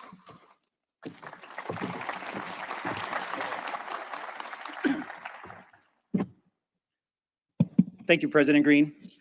Before we get to our next speaker, I'd like to take a few moments to share some words myself. The idea for this garden came about many years ago, long before November 13th, 2022. As Dean of Students, I have the sad privilege of working closely with family and friends of students we've lost while they are enrolled at the University of Idaho. And since I've started my time here in 2015 as the Dean of Students, we've lost 37 Vandals who were enrolled at the university. When I visit this garden, I will always think of Kaylee Gonsalves, Maddie Mogan, Xana Kernodle, and Ethan Chapin. How could I not? But I'll also think of Mamta Kendall, a student from Nepal, Mike Bonar, who was in his senior year when he died, Hudson Lindo, shining beacon of fun, and Catherine Groggett, an incredible Vandal, great leader in her sorority. Names many of you will not know, but students who were enrolled here. And even before my time, we lost other great Vandals, such as Katie Benoit, JT Hess, and Tracy Egan, who both died in a car accident together, as well as John Knudsen, William Schuldberg, and Paul Johnson, 3 students who died in a fire in Galt Hall back in the 1950s. The loss of any individual is tragic and sad. But the thing that unites all of those students and many more is that they were Vandals enrolled here at the University of Idaho. And so this place, the sacred place, is for all of them. But this specific garden began in earnest during some of the darkest hours for the University of Idaho. I do not need to recount the tragedy that befell us on that dark day in November of 22, when Kaylee, Maddie, and Ethan and Xana were all taken from us. I knew within days of that horrific incident that there would be a strong interest in creating a lasting memorial to them. And thus I approached President Green and Provost Lawrence in a meeting in early December of that year to ask them if I could start the conversation about what it would mean to create a memorial for those 4 students. And they absolutely supported without hesitation and said, let us know what you need to get this done. So I'm ever indebted and thankful for their leadership and strong support as we navigated through those dark times. But what then occurred was a project unlike any other I had undertaken, and I knew I could not do it alone. And it profoundly moved me the entire time up until this day and even lasting further. There are many individuals who helped bring this space into existence, and this was truly an effort of many and could not have been accomplished without the love and care of so many and all the support that we received at the university. Our time together today is limited, and thus I cannot name all the individuals who have been involved, but I would like to acknowledge a All right, few. we're gonna go down and see, because this is something you guys could watch together. Let me Boss, see. Maddie, Kaylee. Let's see who this is right here, because this is not time stamped. Sure, he's going to introduce He was him. also a member of Sigma Chi and a dear friend of Ethan Chapin. So Ethan Chapman's brother at Sigma Chi and a friend. That's who's speaking next. Hello, I want to thank everyone for coming out this evening and spending their evening in support of unveiling this amazing project. My name is Drew Giacomotti. I graduated from the University of Idaho this past spring. While a member of the Sigma Chi fraternity and Vandal family, I was also honored to be included in the Vandal Healing Garden and Memorial Committee. The committee was an idea born from Dean Eccles following the tragic loss of Maddie, Kaylee, Santa, and Ethan on November 13th, 2022. What happened on this date left family, friends, and the university scarred. During this time, the university felt dark, cold, and distant from one another. This was a feeling that was contradictory to what many Vandals at the University of Idaho know to be true. The intent of the Healing Garden is to build a unique space that unites University of Idaho's students and alumni and the greater Moscow community. While this garden contains a memorial to the 4 Vandals we lost nearly 2 years ago, this space is meant to remember every single Vandal we hold closely in our hearts that we lost. My role in the committee mirrored that of 3 other students, Jaden Anderson of the Alpha Phi sorority, along with Seringa Riley and Heather Blaschko of the Pi Beta Phi sorority. The 4 of us, along with many other representatives from the various branches of the university, came together every week to discuss updates and provide feedback on all the work that went into the funding, creating, and building of this garden. Let me tell you, I had no idea how insanely complicated this process was. The early stages of the project consisted of us committee members brainstorming objectives for the memorial elements and fundraising ideas. I want to acknowledge and thank the Vandal Giving Day folks for their hard work on organizing the fundraising for this project. And then another huge thanks goes out to those who donated. Whether in-kind donations or monetary, this project would not have been completed if it were not for the generous donations from people all over the world. From the entire committee, we thank you so much for your generosity. Lastly, as mentioned, the Healing Garden would not exist in all of its beauty without the people who designed and built it. It's immensely special that this garden was designed, strategized, and built by a team of students here at the University of Idaho. Wow. Led by Professor Scott Lawrence and Mandy Roberts, this group time and time again came to every meeting with new and innovative ideas. They truly had so much passion and love for this project, and I think we can all agree how much that it shows through the work they've done here. Finally, I want to talk for just a little bit about what being a part of this committee meant to me. During my time at the University of Idaho, I was close with many Vandals who passed away. And while the university has many resources to help aid and assist through the grieving process, there's nothing that can replace the memories of those friends. In the following months after November 13th, I tried to be there for my friends whenever I could, sometimes ignoring my own needs emotionally. It became easy to slip into feelings of helplessness. When Dean Eccles reached out to me about the possibility of joining this committee, I realized that this was something I not only wanted to contribute to, but that I could approach it with compassion, intentionality, and empathy. I'm so appreciative of the relationships it led me to build with faculty and students that I may otherwise not have connected with. The process of creating this healing garden foreshadowed the purpose of the space itself, to unite the Vandal family and Moscow community and remind each of us of the love that we're capable of giving and receiving. As I embark on post-college life, my 18-month involvement in this project has cemented in my mind that while life can be short, no Vandal is alone nor forgotten. Do more of what you love to honor Kaylee. Spread that love with random acts of kindness for Maddie. Be silly and do something spontaneous and fun to honor Xana. And tell stories with an abundance of laughter to live life like Ethan. Thank you all. Wow. Ooh, that gave me a chill bump. Sorry. Oh, me too, Lee. Oh my gosh. See, some of this if I pulled it up, I only watched part of it to understand what it was, but I didn't listen to all of it, of course. And oh gosh, it's terrible. No, it is. These poor people. You think to make them real, make them, these were the people. These are people. They're people. Oh. And and what did that university feel like? I can only liken it to, when my son, when his school had the school shooting, y'all, it was dark. It was terrible. It was the whole town. Everybody was so, it was terrible. Yeah. And I think what helps is that when the community comes together. So that's the only way you can pull through it. That's the only way. You guys, I mean, I was on the news, and I'm not just, I don't You know why were? I said that. I shouldn't have said that. Let me not say Oh, that. good But for you. anyways, um listen, I just doing that, I could imagine what this whole college and then the town outside the college, how dark and how depressed and how scary it must have been. And even still having that loom over them all, because it's not final yet. Like right away, we knew who the shooter was. Right away, the shooter was Yeah. taken out of the school before the victims were taken out of the school. And you know what I mean? And here we are, it took over a month for them to even arrest somebody. So you got to deal with all that. And then Fatalities, Lainey? do what? Was the fatalities? No, thank God. Thank Thank God. God. No, they were now the one girl who was shot. She cannot use one of her upper arms, one of her arms anymore. She was a cheerleader. She can't Oh, cheer anymore. oh, But thank God there was none because there was a I don't want to go too much into that because I don't want to get off track. But like you say, how frightened you were. yes, I just Imagine can't.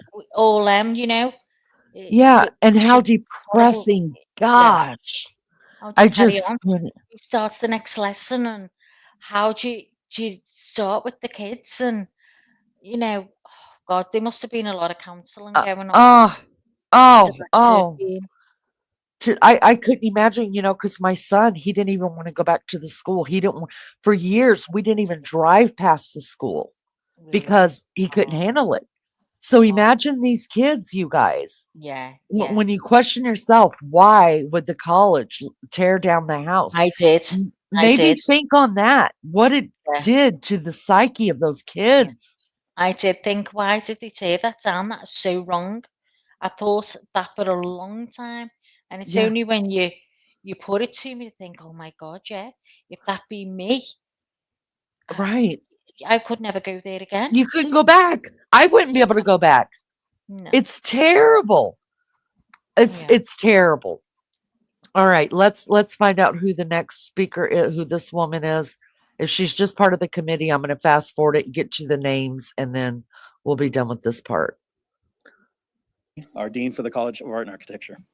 Oh, yeah. We're going to pass through the dean, architecture. Thank you so much, ma'am. We appreciate it.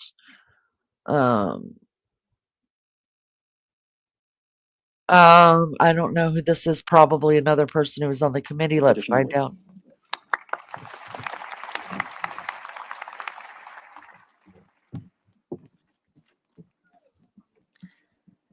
Hello, my name is Martha Smith, and I'm the student body president here at the University. Okay. I do know, you guys, that I think all of the families, at least somebody was in attendance at this. Because I remember hearing Ethan Chapin's mom say it was just wonderful. She loved that the students had a place to go in remembrance and thought and prayer or whatever they need to get Forward. through it. You're also welcome to have some refreshments over. Oh, I wish I was there for refreshment. Is substantially complete. We still have a few things to do. That it's been done here in the memorial. Okay, so he read off the names, you guys, in his. Should you be inclined, we are also still accepting donations, and there's a QR code on the pictures down there at the end as well. Thank you all for coming again today. We really appreciate your time. We appreciate you being here to honor the vandals that we've lost. We miss Xana, Ethan, Maddie, and Kaylee, and I'd like to officially open the Vandal Healing Garden Memorial. Thank you all. It'd be something to see. I wouldn't mind going and seeing it. In fact, I've thought about taking a trip down there. Yeah, I think that would. I think Especially it would when be you've been incredible. there from day one, you get really, really, affected by Invested, it, don't you? yeah. And you're invested in it, and you want to. You feel like you need to do something. Yeah, it's I just can't imagine. My heart just I breaks know. for the more I see. Like I could watch the news exactly of what happened, and you can't get enough. It's like just watching the same thing over and over again. But Yeah. every time I hear someone who knew one of them kids or all of them kids, or and I let my mind wander to them, that they were Because really, you've got really. kids of your own, Lee, and you just can't bear to think if their life's just being taken in a blink of an eye. Just 1 minute they're downtown drinking, having fun, having a burger off it, and then they go home and that happens. And that happens. And You it know, happens. oh Why? my God. Why? Y- y- I don't How know. do you, I you, don't know. how did they feel getting that call? Oh my God, could you imagine? But we're going to Even the lad talk that was about that. texting back and forward, oh Hmm. God. And we're going to Go talk on, about Lee, how the sorry. parents found out. Maybe not in this one, Oh because I God. don't want to keep everybody too long and make everybody go, I'm tired of this shit. But yeah, so all right, let's do now we're just going to talk to the families and do a little bit of the memorial.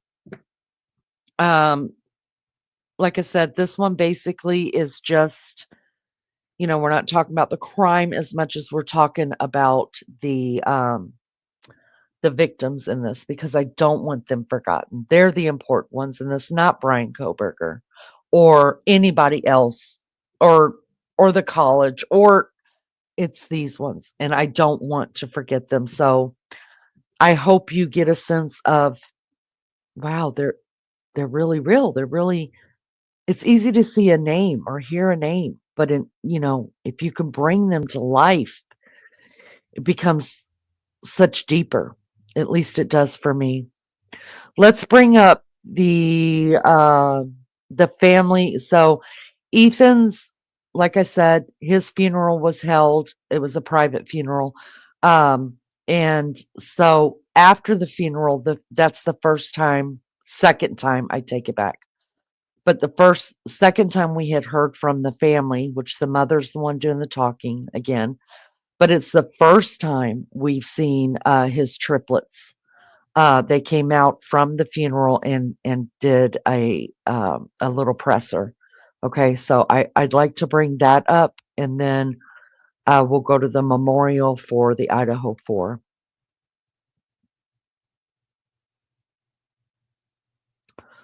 All right, guys, copyright disclaimer again. The Fair Use Disclaimer Copyright Act of 1976 gives allowance for this content to be used for purposes of criticism, comment, news reporting, teaching, scholarship, and research. All right, let's go back over here and listen to the family of Ethan Chapin after his funeral. And today, the first funeral is being held for one of those victims, Ethan Chapin. He was the only male victim, and he was Xana's boyfriend. Both of them were killed. Crime 2's Mark Hanrahan is joining us now with more about Ethan. Whitney, Ethan had just turned 20 years old. He was just a couple of months into his freshman year at the University of Idaho, and his parents had just visited Ethan and his siblings the weekend before police say he was killed. In his obituary, it's quoted that Ethan loved life, laughed continuously, and that he was a kind friend to all. Ethan was the firstborn of triplets and attended the University of Idaho with both his brother and his sister.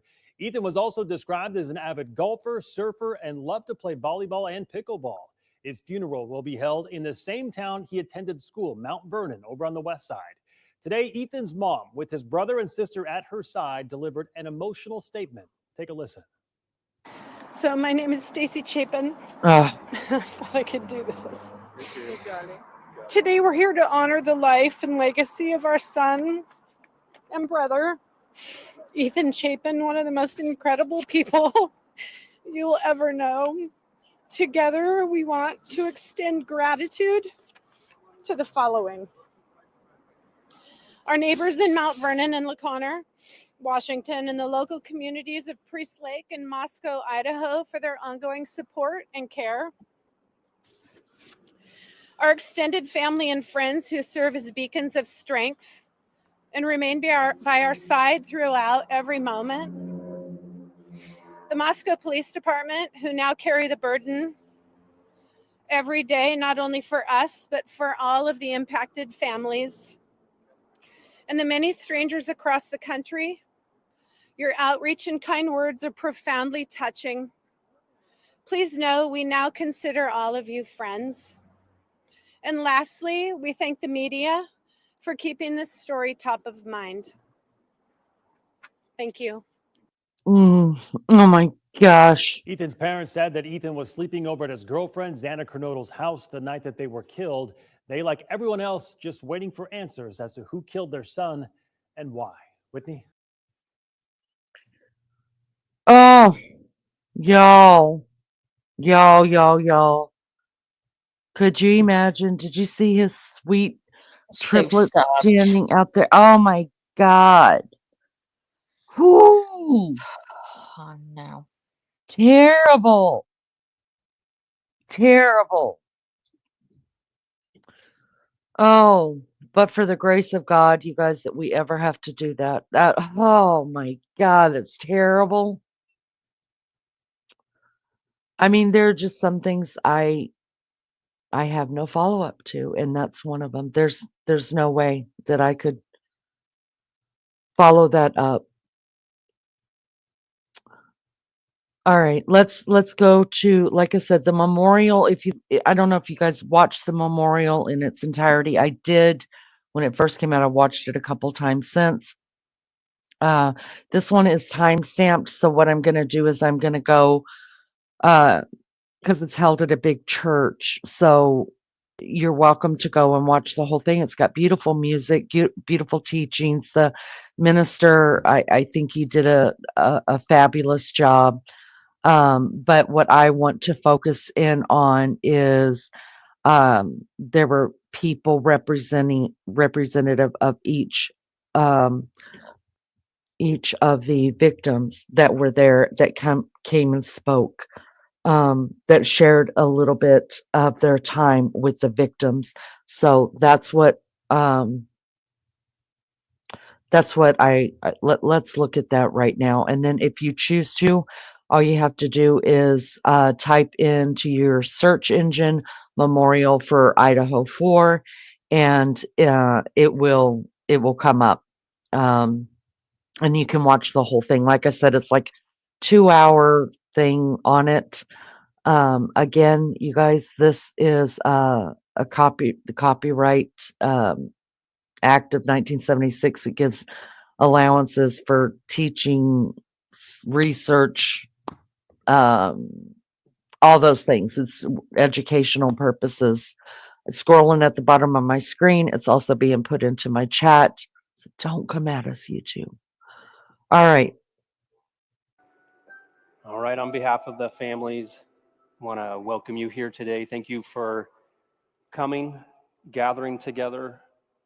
I want to welcome those that are watching through the live broadcast. We know many of you wanted to make it today, but due to weather or other restrictions, you couldn't be here.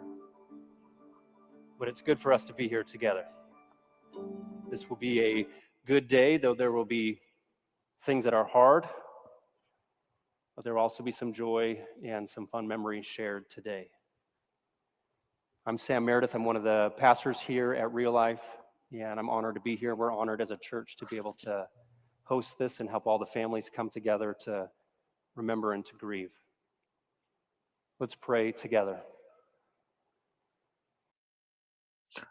All right, I'm going to get to, they're having prayer, they're singing songs of worship, which I think is fabulous. But let me get to some of the speakers. On in their lives. And then we have some friends that have prepared some memories to share, and they're going to do that as well. So again, families coming around the stage, and they'll come out here in a moment.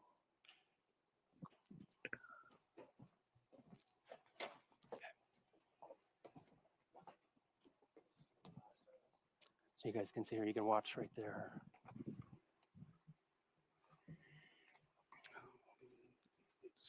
Hi, everyone. I'm Jake. I was Maddie's boyfriend. I'd like to say thank you, everyone, for being here, and just everybody involved in the investigation, helping, and everybody showing the unreal support. And yeah, it's we really appreciate it more than we can show right now. So I was Maddie's boyfriend, and she brought me closer to Xana and Kaylee. I knew Xana actually before Maddie, and I met Kaylee through Maddie, and I just like they always were amazing to be around. Just Xana was always so energetic and happy, and just a beautiful soul. And Kaylee was always so strong and driven, and just kind, and really genuinely cared about everyone. I didn't get the opportunity to meet Ethan too many times, but from what I had heard from Maddie and all the other roommates, he was also a really great guy, and just none of these people deserve this.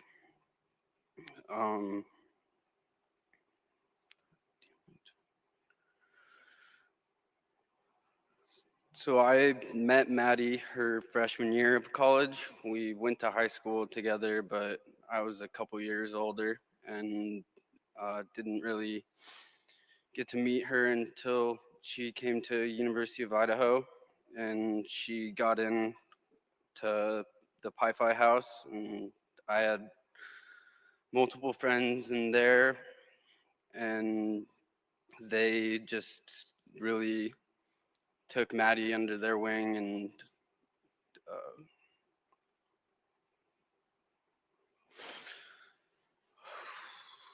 just took her under their wing, and were showing, like, introducing them to everybody, and just were always there for her. She was always surrounded by a good group. But yeah, so I met her actually on her bid day of her freshman year. I don't necessarily think she was supposed to go out that night, but luckily she did, and I got to meet her that night. There were times throughout that school year where we got to hang out, and just I got to get to know her a little bit, but I didn't really realize that I was in love with Maddie until the summer of 2020. We went to McCall, and I got a boat that summer, and we got to spend a lot of time on the water, and we floated the river and just hung out every chance we got. And then when we went back to school, I lived in an apartment, and I would just always invite over the Pi-Fi girls to get an opportunity to hang out with Maddie. We didn't go on our first date until Valentine's Day that next school year, and we went to the Breakfast Club in Moscow, but we didn't officially start dating until April 27th that year. Maddie was a perfectionist.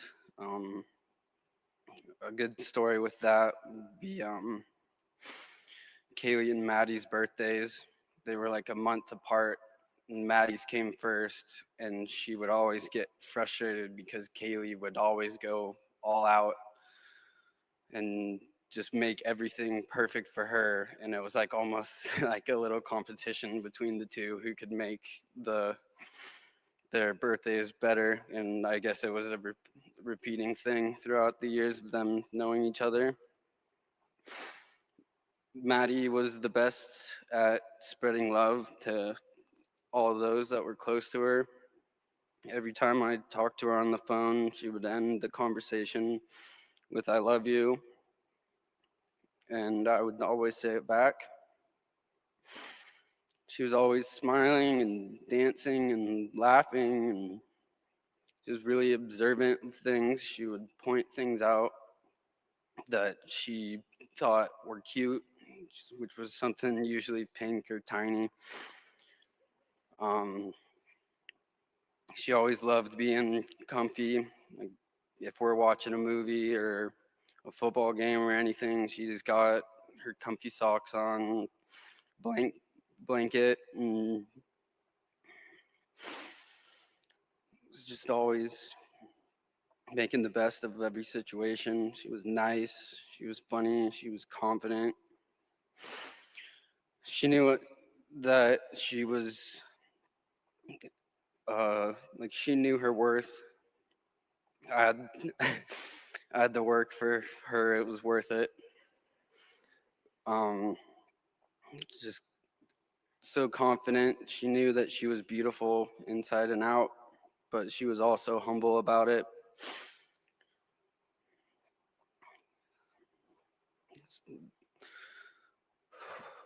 So Maddie was someone who genuinely cared about everybody that was close to her.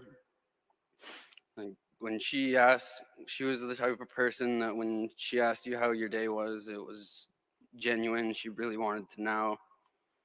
Like when I would talk to her, she could tell me about all of her friends and what they were up to. She was just always aware of everything. She was also she was really funny. All her jokes really would come out of nowhere, and you'd have to do like a double take. Just be like, was that the cute little blonde girl that just said that? She would always express her love to everybody, with words and hugs. She's really good hugger. She was always someone for her friends, her family, me, and just really anybody that needed advice or a shoulder to cry on, or a person to hug. Maddie was the go-to for that.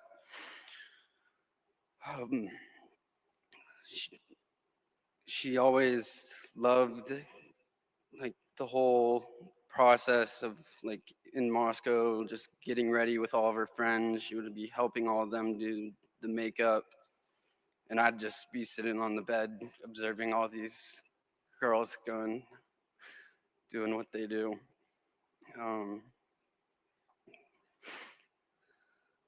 So Maddie was my best friend. She was the first person I talked to every morning and the last person I talked to before bed. But I was lucky enough to be able to explore life with Maddie for about 2 years. She was the one who knew me best, and she saw me at my highs and my lows, just helped me through everything. She was always there for me, pushing me to be better and to spread positivity.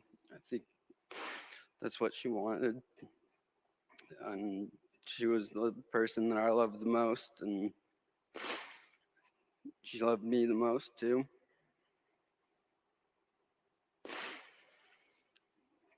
And I know she would want us to be strong and be as positive and happy as we can through this time, and just know that we have her watching over all of us. And I know she's in heaven, and I can't wait to see her again and just give her a big hug. That's all I got. I love you, Maddie.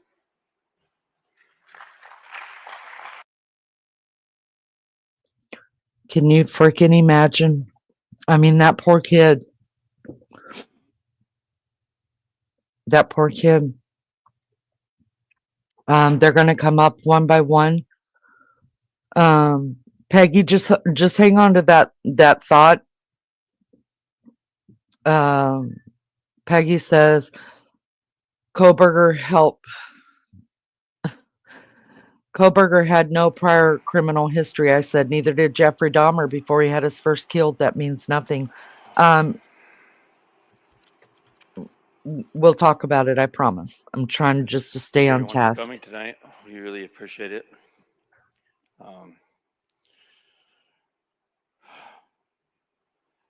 Maddie has truly been a blessing in our lives.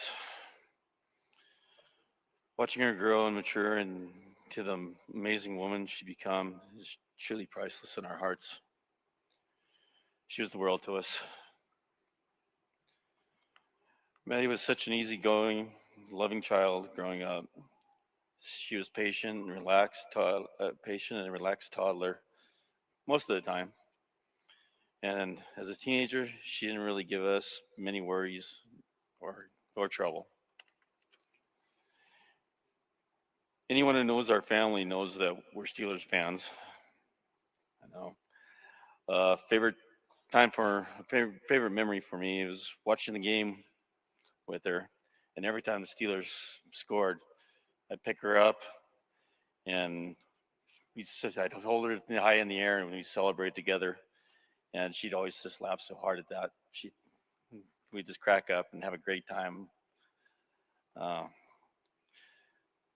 She loved the water. She always looked forward to going boating and fishing with her papa, her Uncle Dave, and Aunt Nadine.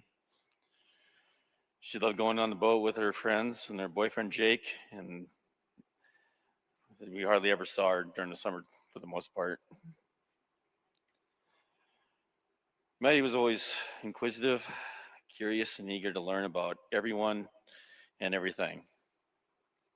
She absolutely loved younger children in her life, adored all animals, and never said no to any type of family gathering.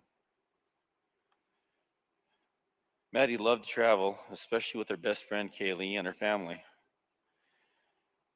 They were both in love with life and exploring. That's why they hit it off so well when they met.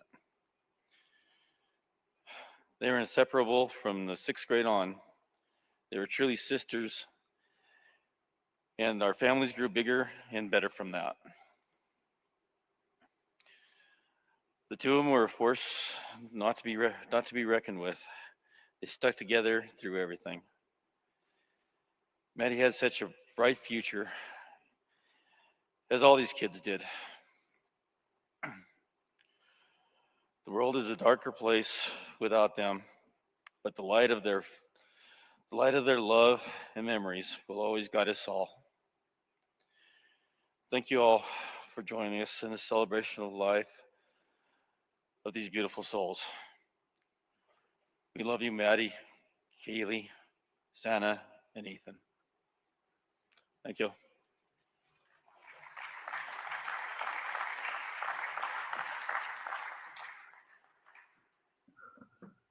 I think the next people that are coming up will be another of the victims' families. Peggy, I've been reading everything you say in chat, and I'm not ignoring you in any sense. I just have to stay on task of what I'm doing, or else this could be a 10-hour live, because me and you could just sit here and go back and forth and back and forth. And I don't have a problem with doing that. I do plan on having, this is Steve Gonsalves. This is Kaylee Gonsalves's family and his mom, his brother, sisters, and boyfriend. I plan on having a Q&A. Thank you guys all for coming here today. This is the Gonsalves family. We got Jack up here, and I want to thank Xana's family for putting this together. I didn't have to pick up the phone. I didn't have to write an email. I didn't have to do anything. And I know that an event like this large with all these things took a lot of people, and they volunteered their time. And we want to thank who you know, if you were a part of this. I can't say everyone by name, but I want to thank you. We're going to say a couple stories about our girls and help you guys understand how much we love them and how we miss them, and how we hope this community can get strong and heal, and mainly just understand what we lost and how much the world has lost with these 2 girls and these other 3 girls in Zion and Nathan. All right, my wife will read a poem that she had on her page, Kaylee. And here you go. I came across this going through Kaylee's stuff. It's called Milk and Honey.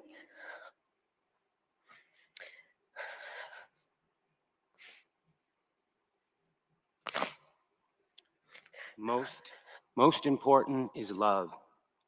Like it's the only thing you know how. At the end of the day, all of this means nothing. This page, where we're sitting, your degree, your job, the money, nothing even matters except love and human connection. You, who you love, and how deeply you love them, how you touch the people around you, and how much you give them. Reflection was getting me. Kaylee was our middle child out of 5. She was always competitive. She was smack dab middle, so Stephen and Olivia were a little bit older. Autumn and Aubrey were a little bit younger, so she kind of had to figure out where to fit in, and she definitely did. There was never a day that she didn't want to race her brother because she was just determined that girls were faster than boys, or that she didn't want to go bug her little sisters and you know, make sure they knew that she was older and they were the little sisters. Kaylee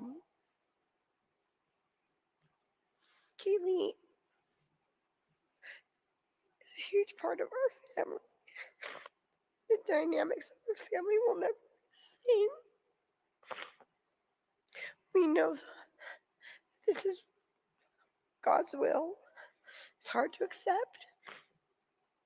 But she was a beautiful girl. She started junior high with Maddie, as you all knew, and our family became 6 very quickly.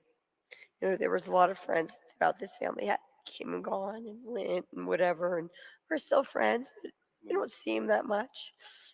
That wasn't Maddie.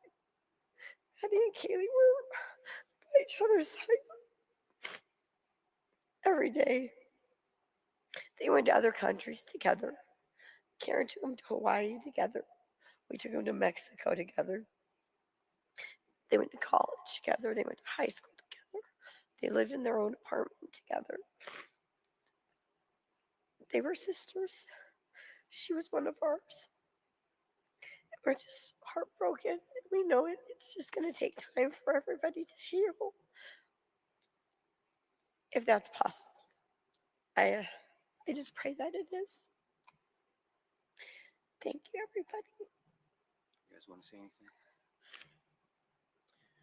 We're going to share just a little bit of a story so you could understand how Kaylee was. My father, who also passed away this year, he's that guy that sits in the lazy boy chair and has the controller and owns the room. Well, when he wasn't looking, he'd go probably get himself a beer or something, and Kaylee would grab his controller and pull the batteries out of it and go hide them. Like 2 years old, like 2 or 3 years old. Little. Yeah, she was 3 years old. My dad would rant and rave that somebody was hiding the batteries, and we just thought he was kind of losing his mind because it was happened like 4 or 5 different times. And Kaylee would just sit on the couch with a big grin on her face and just watch what my dad would do and how upset he would get. And I believe that's around the time that my dad named her K-Bug. Bug us. Because she bugs everyone. And it stuck because it was appropriate. She wasn't perfect. She was our little girl. She was ornery, and we loved her for that. You know, it was okay that was her signature, and nobody tried to change her. Another thing, similar to the battery story, back in the day when we had cordless phones, you know, 3 or 4 throughout your house, going to my sister's, her favorite thing to do was to throw them in the toilet. So she would tell me, Christy, Kaylee threw the phones in the toilet again. I'm like, I'm sorry, sissy. I'm sorry. Can we dry it out? Is it done? Was it clean water? I don't know how many phones I had to replace because for whatever reason, she would throw those cordless phones in the toilet. All right. That's everything. Is that everything? You want to say something? Oh gosh. So I'm Olivia. I don't even know if I need this mic. I have a loud voice. I apologize. I'm Haley's older sister. And I mean, everyone's kind of said it. She was kind of a pain in our butts, but she was our pain in the butt, and we loved her. But one story that I, for whatever reason, thought about when I walked up here, and I haven't thought about in a long time, was one time my sister came to me and she said, Olivia, I think I got something stuck up my nose. And I said, whatever, what do you mean you have something stuck up your nose? She said, I feel like there's something stuck up there. So I go and I press on her nose, and there's a really hard lump in there. So I'm like, we're going to have to go talk to mom. This is serious. So we take her up to mom, and sure enough, she had a bead stuck up there. So we wind up going over to our aunt's house, Aunt Tammy, to kind of try to fish out this bead. And eventually we get it out, and we ask her, we say, Kaylee, how did you get that bead up your nose? And she goes, I don't know. It must have popped up there when I fell off the bed.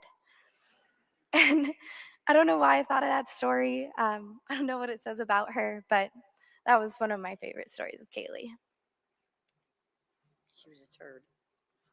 That's what it means. So, along the lines of her poem, I just want to tell everyone, if you can learn from our disaster that we're all working through together, you really have to just take care of each other. You got to reach out and hug people, make yourself uncomfortable, and just be part of the healing, and take advantage of every opportunity that you can tell your child that you love them. And don't let them walk out that door without giving them a hug, even if they're annoyed and they don't want you and you're embarrassing. Just say, I'll hug you longer if you just don't get this over with. So if that's, it's going to take that. If this community is going to help us, we all know that we can't do it alone. And I thank you guys all for here and starting that process right here in our own little community. Thank you guys.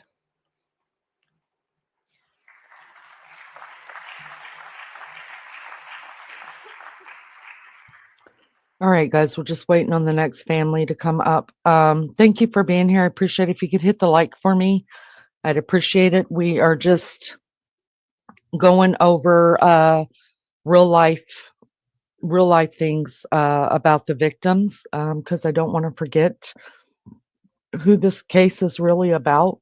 And before we get into the nitty-gritty of the case, I wanted to talk only about the victims. This is Hi, I'm Xana's. Jazzy, and I'm Xana's sister. First, I want to thank you all for coming. It's really nice to see so many familiar faces and so many people that had so much love for Xana, Ethan, Kaylee, and Madison. Xana was such a light in my life and so many others. She was a person I could relate to the most, and she knew and understood me more than anyone. Losing her is the hardest thing I've ever had to go through, and it has left me heartbroken. Xana was the funniest person I knew and made me laugh every time I spent time with her. I have so many memories and stories I could share about her, but I know remembering the times I had with her brings me so much joy and happiness. Everyone thought we were twins growing up, and I remember in some of our last moments together, we were in her room laughing in the mirror because neither of us thought we looked alike, and her friends just laughed. She was my baby sister, but she was so much wiser and experienced so much more in life than I ever have. She never let an opportunity pass her by and enjoyed all the moments she had. She was always doing something fun, and in any situation, it was always so much more fun with Xana there. I remember I would get so mad because I always thought my friends liked her more than me, but she was a person that everyone enjoyed being around. She was so positive and lighthearted and understood the gift of life more than anyone I know. I remember her getting so mad at me for caring about the little things that didn't matter. She would always tell me she wouldn't know what to do without me, and now I have to live this life without her. I know she would want me to cherish the times I have with the people I love. She would want me to make the most out of every situation. She would want me to have fun, continue my journey in life, and constantly tell people how much I love them and they mean to me. I remember going to hang out with her about a couple months ago. I remember telling her that we should try to do a sister date every week to spend more time with each other before I graduate. I remember her loving the idea, and her friend Ella reached out to me and told me that Xana was so happy that we were going to start doing that. I love her so much, and I wish I would have spent more time with her and had the chance to continue spending time with her. I know she loved living in her house in Moscow with her friends. I would hear so many stories about her and her roommates, and it made me so happy to know she had such great friendships. She really knew everyone and was friends with everyone. She had the best friend group and had friends in so many different sororities, fraternities, and organizations. I was so happy she was dating Ethan, and Ethan was such an amazing person. Xana never had a boyfriend before, and my dad and I wondered if she was ever going to get one. Ethan was that special, though, because I know she was picky with boys. They were always so happy, and the way she would talk and smile about him was something I've never seen her do before. She truly loved him so much, and I know he had so much love for her. They had something so special, and everyone around them knew. It's comforting to know that they're all watching down on us from heaven now. Casey Johnson is a best friend of ours, and her mother, Susie Graham, was like a mom to us. Susie had a long fight with breast cancer and unfortunately passed away last year. Casey texted me a couple weeks ago saying, I know Xana isn't alone up there in heaven. I feel my mom in the sunshine, and yesterday the sun went through my window and fell right on her urn. I think that's her way of telling me that she's got Xana and that she's made it up there to heaven. That gave me a little bit of peace, and I wanted to share that with you. This text made me so happy and helped comfort me a lot. I know they are all in the best place together, and one day we will all be reconnected. I am so thankful for faith, friendships, and family through this and everything else. Xana, you will not be forgotten. You have impacted so many lives and have given people so much love. I hope I can make you proud and try to leave an impact on this world and on people like you did. I love you so much, Xana, and I hope you're feeling the most happy, content, and loved in heaven right now.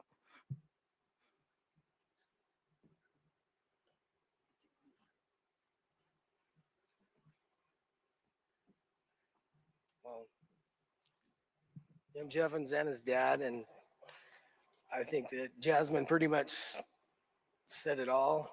And, everything that needs to be said, except for, we're going to miss her. We're going to miss her more than anybody knows. And I know a lot of you people, the ones that know her, are going to be right there with us. It's going to be a tough road. That kid was just, she shown light to the day when you see her. And she taught me a lot of stuff. She taught me how to be a dad. And I didn't know that until she was gone, It's like, Xana, you taught me something. I didn't know that. She's like, she really became the woman that she was going to become. The last weekend I saw her, which was a week before that, she was taking care of the house. She was taking care of things. She took my keys from me and said, "You had too much to drink, Dad. You can't drive. We'll get you a ride to your hotel." She was being the mom to all the kids and the girls. And I was really happy to see her there happy. That's what I remember that weekend, is her being happy with the other girls, taking care of stuff. The house was beautiful, taking care of everybody.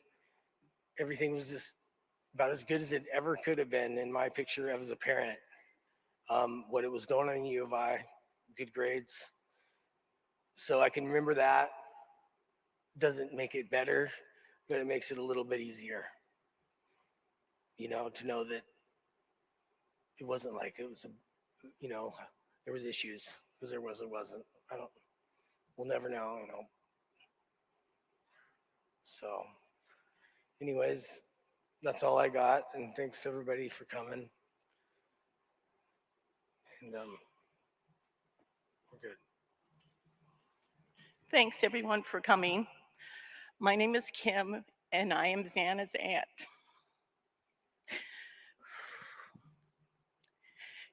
And I'm going to give you my testimony today. At first, when we heard of the news, I was so angry that she was taken away, all these special people. And you never think it's going to happen to your family. And then I had to sit back through my tears and realize that I really was blessed. I was fortunate to have Xana live with me for a couple years. And the memories I want to share are funny. My kids were grown, and I had Jasmine and Xana for a while. And I'll never forget the time I go into the bathroom. I don't know if you remember this. And she'd found my Crisco, and she wiped it all over her body like it was body lotion, everywhere, all over the bathroom. Thank goodness there's Simple Green. Needless to say, I just thought, I couldn't believe it, you know, how you do. And another fond memory I have is we'd go to bed at night, and I lived in a house that the floor would squeak. And Jasmine would go, "And Kim, Xana won't go to bed. And she's keeping me up." So I'd get out of bed, and our floor would creak, and you could hear her little feet run to bed. And after a while, it became a game. I never even went to check on her. All I had to do was get up, and she'd hear the floor creak. And then she became a teenager, and I saw less of her. But I do have the fond memory of her calling me. She still called me then and said, "Aunt Kim, it's the prom or a dance. Can we go get our nails done?" So I have those beautiful memories to share of going with her to get our nails done. And then she went off to college. And I don't know, I heard less and less. Once in a while, she'd text me back, but not too often. And I know she was busy with her life. I mean, you know, we were all that age once. And then I heard that she found Ethan and fell in love. And at that point, I thought to myself that I'm so glad she found love, because we all really don't know what love is until we love. And as short as her life was, I'm glad she got to have that experience. And through all this, like, I had a whole bunch of stuff in my mind, but through all this, I hope we can all look through that dark tunnel and see the light and follow that light. And I pray that we have justice someday. I say these things in Jesus' name. Amen.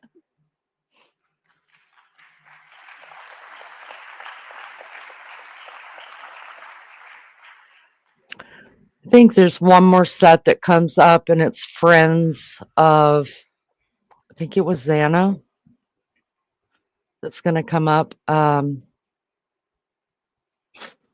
don't think any of Ethan's friends or family talked at this, or maybe they're going to We got to read. hear from Maddie and Kaylee and Xana's families. Thank you for sharing. Not all of Ethan's family was able to make it, and some have already shared quite a bit, and so they chose not to at this time. But just to each of you family members that shared, good job. It's so hard to boil down all of the thoughts. This time we're going to watch a video slide.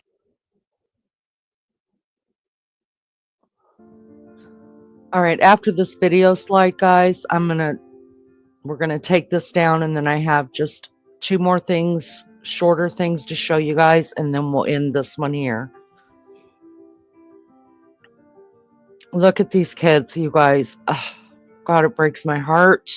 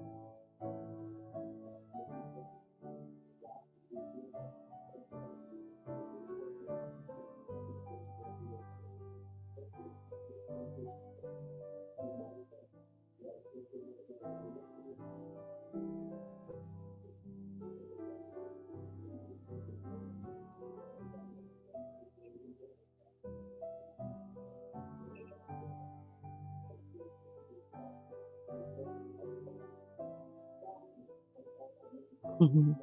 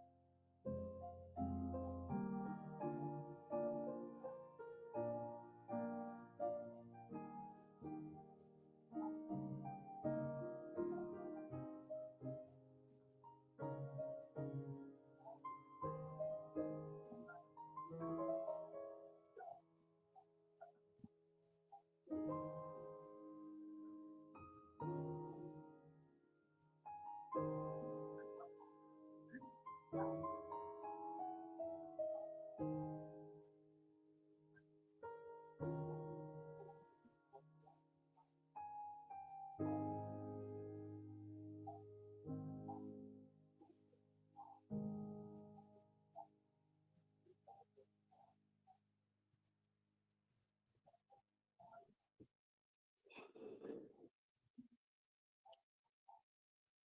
right.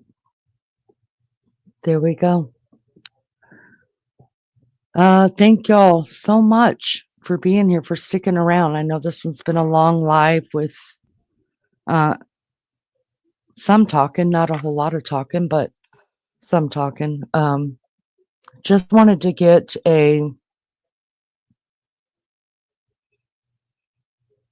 I just wanted to get an idea of who they were in life before we completely jump headfirst into what happened in their death. And I think that's important. And I think it's important to humanize people and to make them think we forget sometimes. And I don't want to do that. What says you, Maggie? Those pictures were beautiful. Pictures, honest to God, for the time, the short life that they have. They've been party girls. They've had a good time, and they've, you know, you can see they've been growing up lovely and just getting out there and experiencing life and fun and just having a good time. And thank God. Thank God, right? Thank God. It sounds like they all had found love. And they experienced that. I mean, there's a lot in adulthood that they're not going to get to experience, but they were having such a blast at life. Yeah. And not everybody gets to have the college experience, and they got to do that. And I mean, Yeah. They just look like they were having a ball. yeah. Just no harm to anyone. Just having a ball. Yep, just being kids, doing kids things, young adults, excited for life. Being there, haven't we? And you know, that part of your Mm. time of your life is you just out partying and just living it up. Mhm, mhm. Yeah. Sad. I know that maybe this wasn't the way to do it, but I felt really led because I was going a different direction with it, but I was like, wait a second, let's put the brakes on just a minute before we get into it. Let's put the brakes on and let's talk about them. Let's speak their names and show their lives and show them in life, because we're going to talk so much about their deaths, that they lived 20 and 21 years, and unfortunately, like you said, they're always going to be known as the Idaho 4, and I don't want them remembered as that 12 minutes of their, the last 12 minutes of their life, that's what they're talked the most about, because they did live for 21 and 20 years, and unfortunately, also with being known as the Idaho 4, for most people, all that they will be remembered for is the last 12 minutes of their life. Yeah. And I didn't want to do it. So, I just want to respect them. I want to, respect the family, all the families, as we go through it, and try to do it in a respectful way. This channel is monetized, just for anybody who's listening or anybody that cares. This channel is monetized. I did not turn on the monetization and I will not be turning on monetization for any of these as we go through this series. I don't mind doing a true crime every now and then and having monetization on it if it's already been solved. I mean, because I put a lot of research and thought into how to go about it. But when this case is not solved at all, I'm just of the belief nobody needs to be making money off of it. No, that's not what I'm here to do. So I just don't want it said or even thought about that we are monetizing this. We're not. And I'm happy. I'm happy to do that. So I wanna play give you a little bit of a taste of what we're jumping into next week. Next week, we are going to revisit Brian Koberger because, as we know, Brian Koberger is on the road. In our series, he's on the road to Pennsylvania. So next week, he gets into Pennsylvania. Next week, we will go down the path of what happened at the house in those hours in the after everybody was home. And I'm going to show you just a little bit of a clip, and I'm going to commentate on that clip really quick and get us back into now we know who the victims were. They were real people. They were precious. They were somebody's kids, sister, brothers, and so on. And they were real people. And now we're going to get into the crime of everything. If you haven't watched the first of the series that Maggie and I started last week, we're going to put it into a playlist, so it'll be easy to find everything, and it'll be, part 1, part 2, and so on and so on. So if you've missed the first part where we actually broke down the house and where everybody was at in the house, and it was really, really interesting, just giving putting it out there, what we were looking at and what we were going to be going into. Well, now we're going to go deeper into the crime and follow Brian Koberger and find out what happens there. What says you, Mags? I think Well, I've had a thought on that since only tonight. So when him and his dad got pulled up in the car, Mhm. and I don't know whether it was Peggy or someone else said he was in on it, or he'd gone there Mhm, to mhm. help or whatever. I Mhm, can't mhm. remember. So, and you said no, the tickets were booked well in advance. Mhm, mhm. So I'm wondering now, it's me wondering, did Koberger plan this then when he had the tickets? Was that when it come into his brain of what he wanted to do, and this is why he was going down? And You mean like the crime of opportunity? His dad was yeah, coming, so he he knew was he could going get to the he hell out? was getting back, yeah. I think that's a good question. I think what the only thing that's going to answer that, besides, of course, the trial, Yeah. I think, Maggie, that and it's all going to come up. I'm going to bring it all up.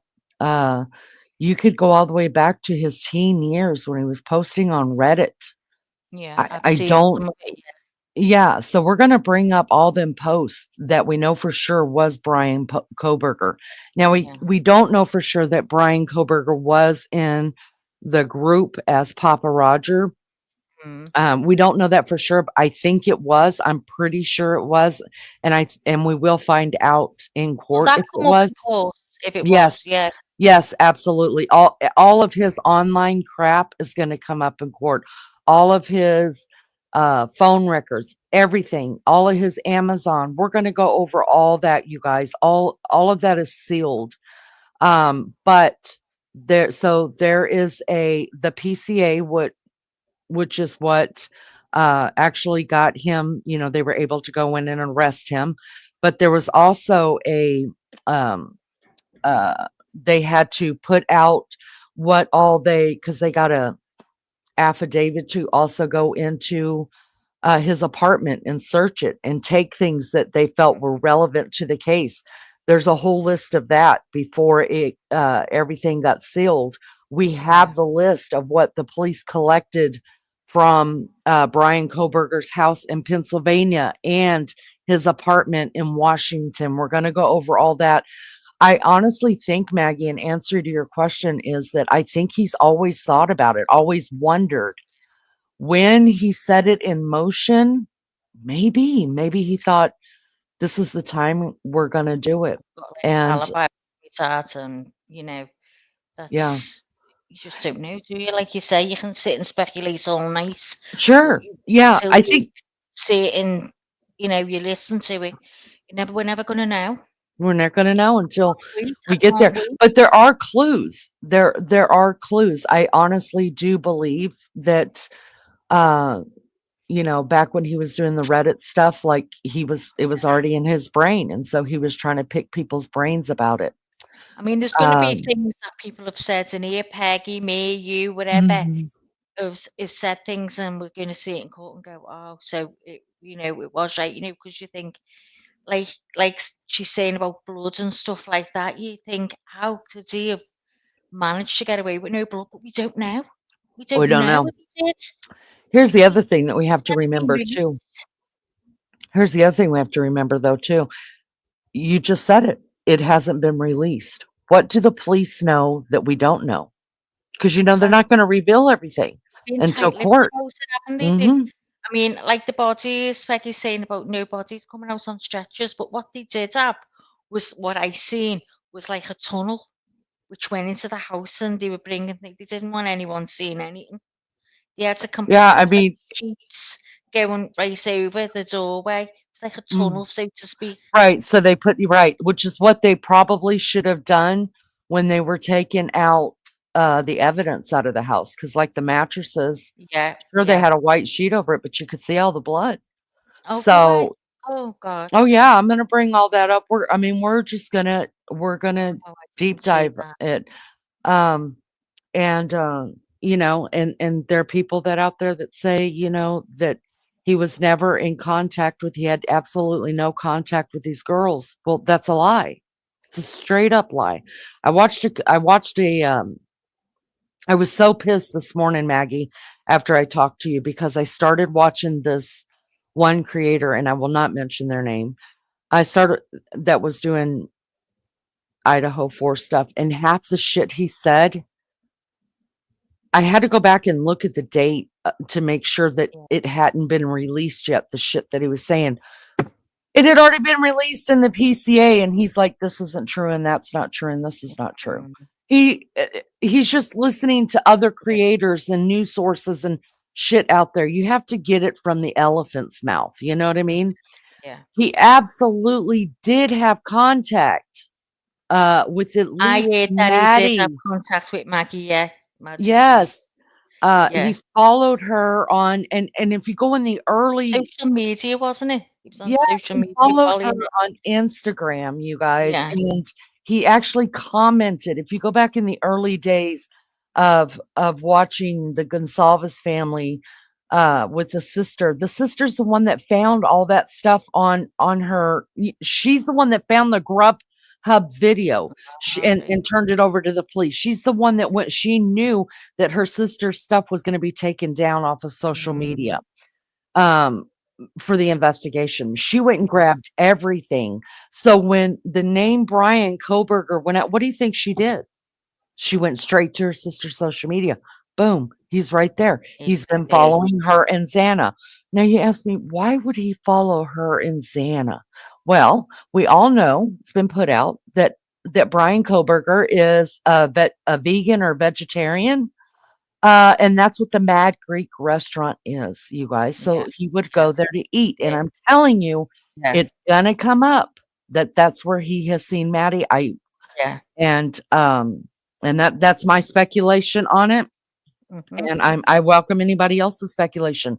But I'm telling you, facts are facts. And facts. Well, it's going to be an interesting case. Everyone, Mm. I think there's going to be hundreds of people that's going to be glued to this, because there's a lot of things you can think, how did that? How was that? How could he not have a bit of blood on him? How could he Yeah, have got but out? we How don't know could he? that though. But we don't know that. That's This right. is what I mean. But you're sitting there and thinking, because you just expect to have always seen something like Mm-hmm. it's been said or whatever, like the blood dripping house at the house. I couldn't believe that was real. I didn't Mm-hmm. know that was real. And you actually seen that, so I Mary can't wait Jane Doe, because my Mary head's going round. Mary Jane says, and the dog was right there barking and didn't get any In blood on another him. room, Now I've got 2 I think. dogs right now. Little girl. Now both of my dogs will bark. You guys have heard them. It doesn't matter who comes in this house, they're going to bark, and they know who's coming in the house. All right. They're still going to bark until they're spoken to, except for me. They don't bark at me. Newt would actually come to me and he would have, I can tell you my dog's personalities. Newt would come to me and he would have blood all over him because Newt would crawl in my soul if he could. That's how close he is to me. Little girl would just stand back and bark. She would not come close. Listen, if the door is open just enough for her to walk in and neither side of the wall touch her, um, she won't walk in. She just stands on the other side of it and she barks, even though she could just walk right in. The door has to be completely opened for her. She will just sit there and bark. If something's in the way of the door frame for her to come down the hall to me, she'll just bark. She wants it completely moved. Why she's scared of that, I don't know. But I have two completely different dogs. So the fact that Murphy didn't have any blood on him just tells me that maybe he's got a personality like little girl does, where little Was he girl in would a not come different in there. room though, Lee? Yeah, he was in Kaylee's room. Yeah, she put him in And there, like, and must have gone in. I mean, this is what I'm thinking. Gone in to speak to the girl and ends up falling asleep on the bed with her. right. So there's two different stories, right? There's one story that says the door was shut when Murphy was shut in Kaylee's room. There's other stories that come out, just like this fool that I watched this morning that doesn't know what the fuck he's talking about and just putting out stupid shit just for clicks and it pisses me off, y'all. That pisses me off more than anything. And the most outrageous shit he was saying, I was like, what? But anyways, I realized it's all a game to him, and the more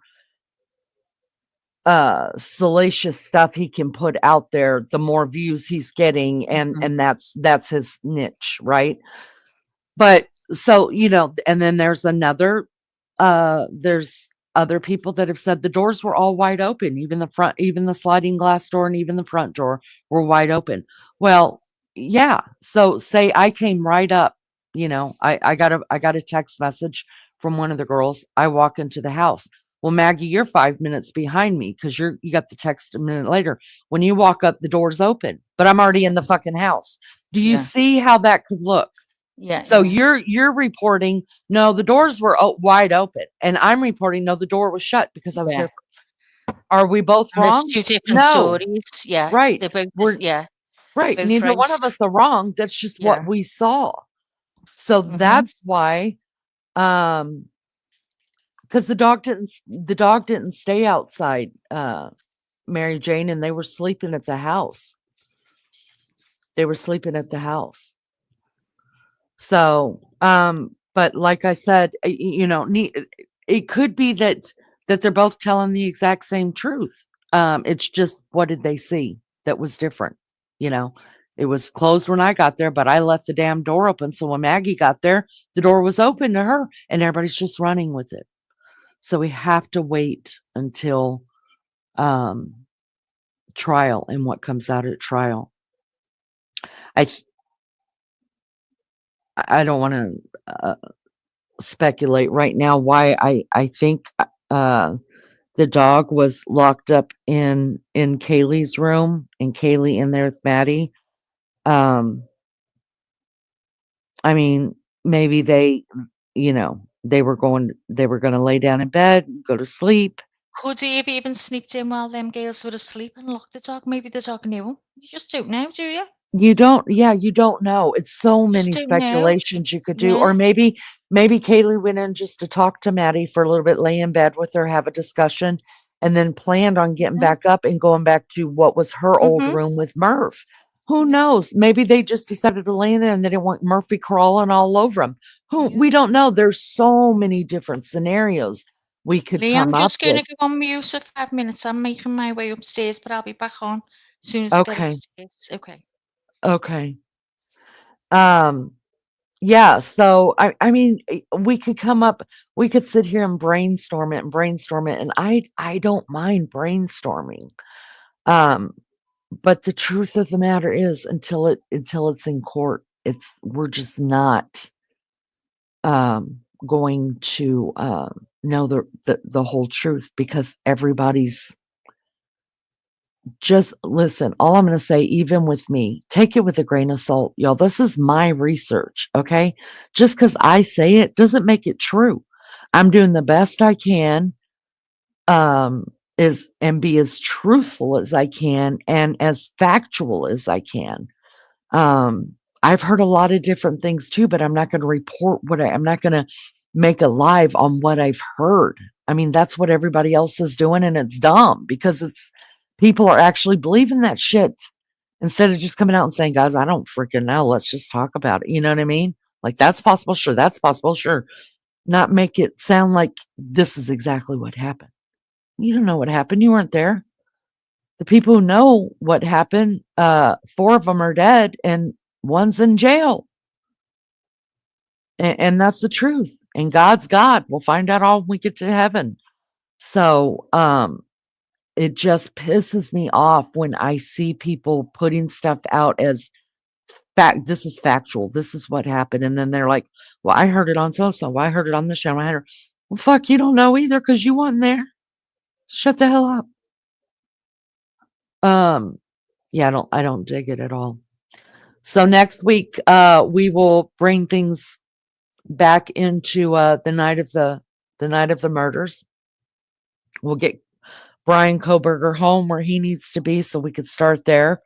And we're actually going to get into what we know from next week. We'll bring up the PCA as well.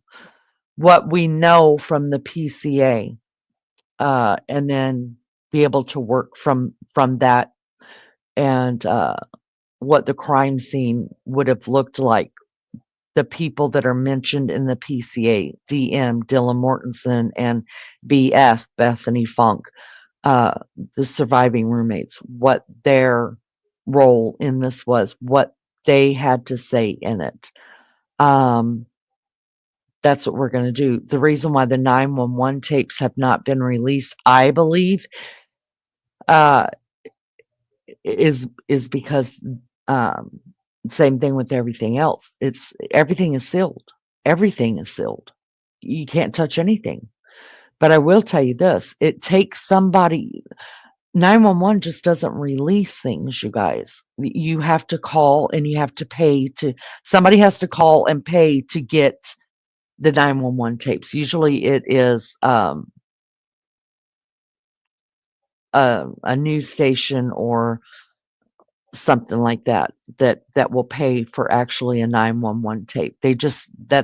Yes, it is public record, but you just don't get it. You have to call them, pay for it, and then you get it like within so many days or weeks. I forget, because I was going to get my mom's 911 call, but that's a whole nother story. But anyways, that's how that worked. But when it's a crime like where they have sealed every little freaking thing, everything, it's all sealed. So we will not be able to listen to the 911 tapes until court. But I'm trying to remember, I think it was the Gonsalves family who actually said, I'll try to find it for next week, that actually said that Bethany Funk came out of the house. Because if you remember in the early days, they said that there were a couple calls that came in, okay, but there on one call, the main call, there were 2 people that they talked to. That came out in the early days. And then I want to say that Steve Goncalves is the one that said that Bethany had come out of the house, like kind of running out of the house, and she had already dialed 911, and she passed out. And one of the jacks, or one of the other many names that everybody's got the same damn name over in Idaho, had picked up the phone and actually talked to him. So, but I know that that was the major 911 call, but there were several 911 calls that actually had come in. So, but I think that's why I'm trying to do it like this as well.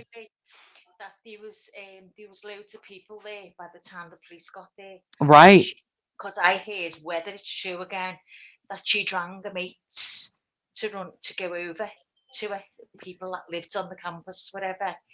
She rang them to go over to her. Yeah, I True. want to. I think that's in the PCA too. That there were plenty of people in there as well. So, and one of them was Ethan Chapin's brother, and I think Ethan's mother is the one that said that that Hunter actually went, because there are two Hunters, two Jacks, and two something else. Anyways, we're going to get into all of it. I'm going to bring it up. Listen, if it comes out of the parents' mouth, I'm going to believe it, because the parents are just as like, what the hell's going on? Just like what we are. Yeah. Whoa, you got loud. So let me show you guys this. And then we will end this one. This has already been a 3-hour live. And we will end right here. This is going to lead us right into next week, what we're going to go into. What I'm going to show you is I'm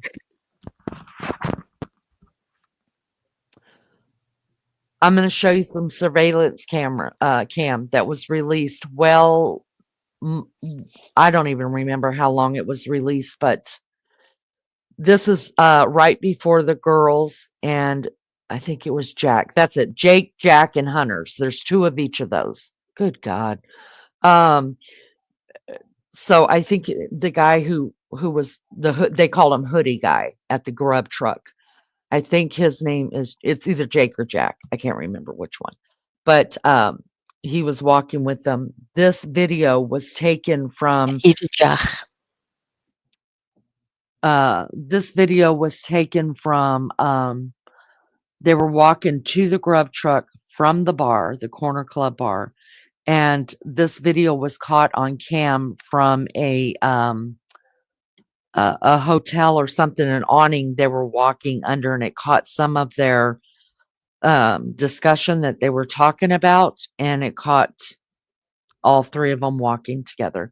So I'm going to play that just a couple of times so you can hear it. If you want to research the stuff that I'm putting up here, go research yourself. When this video came out, oh my God, y'all, it started so bad about and the police had already come out and said the guy known as Hoodie Guy has already been vetted and he is not. But it started a whole nother thing. And then it started a thing of the guy who owns the corner club, because that's who they're talking about in this video. Adam owned the corner club.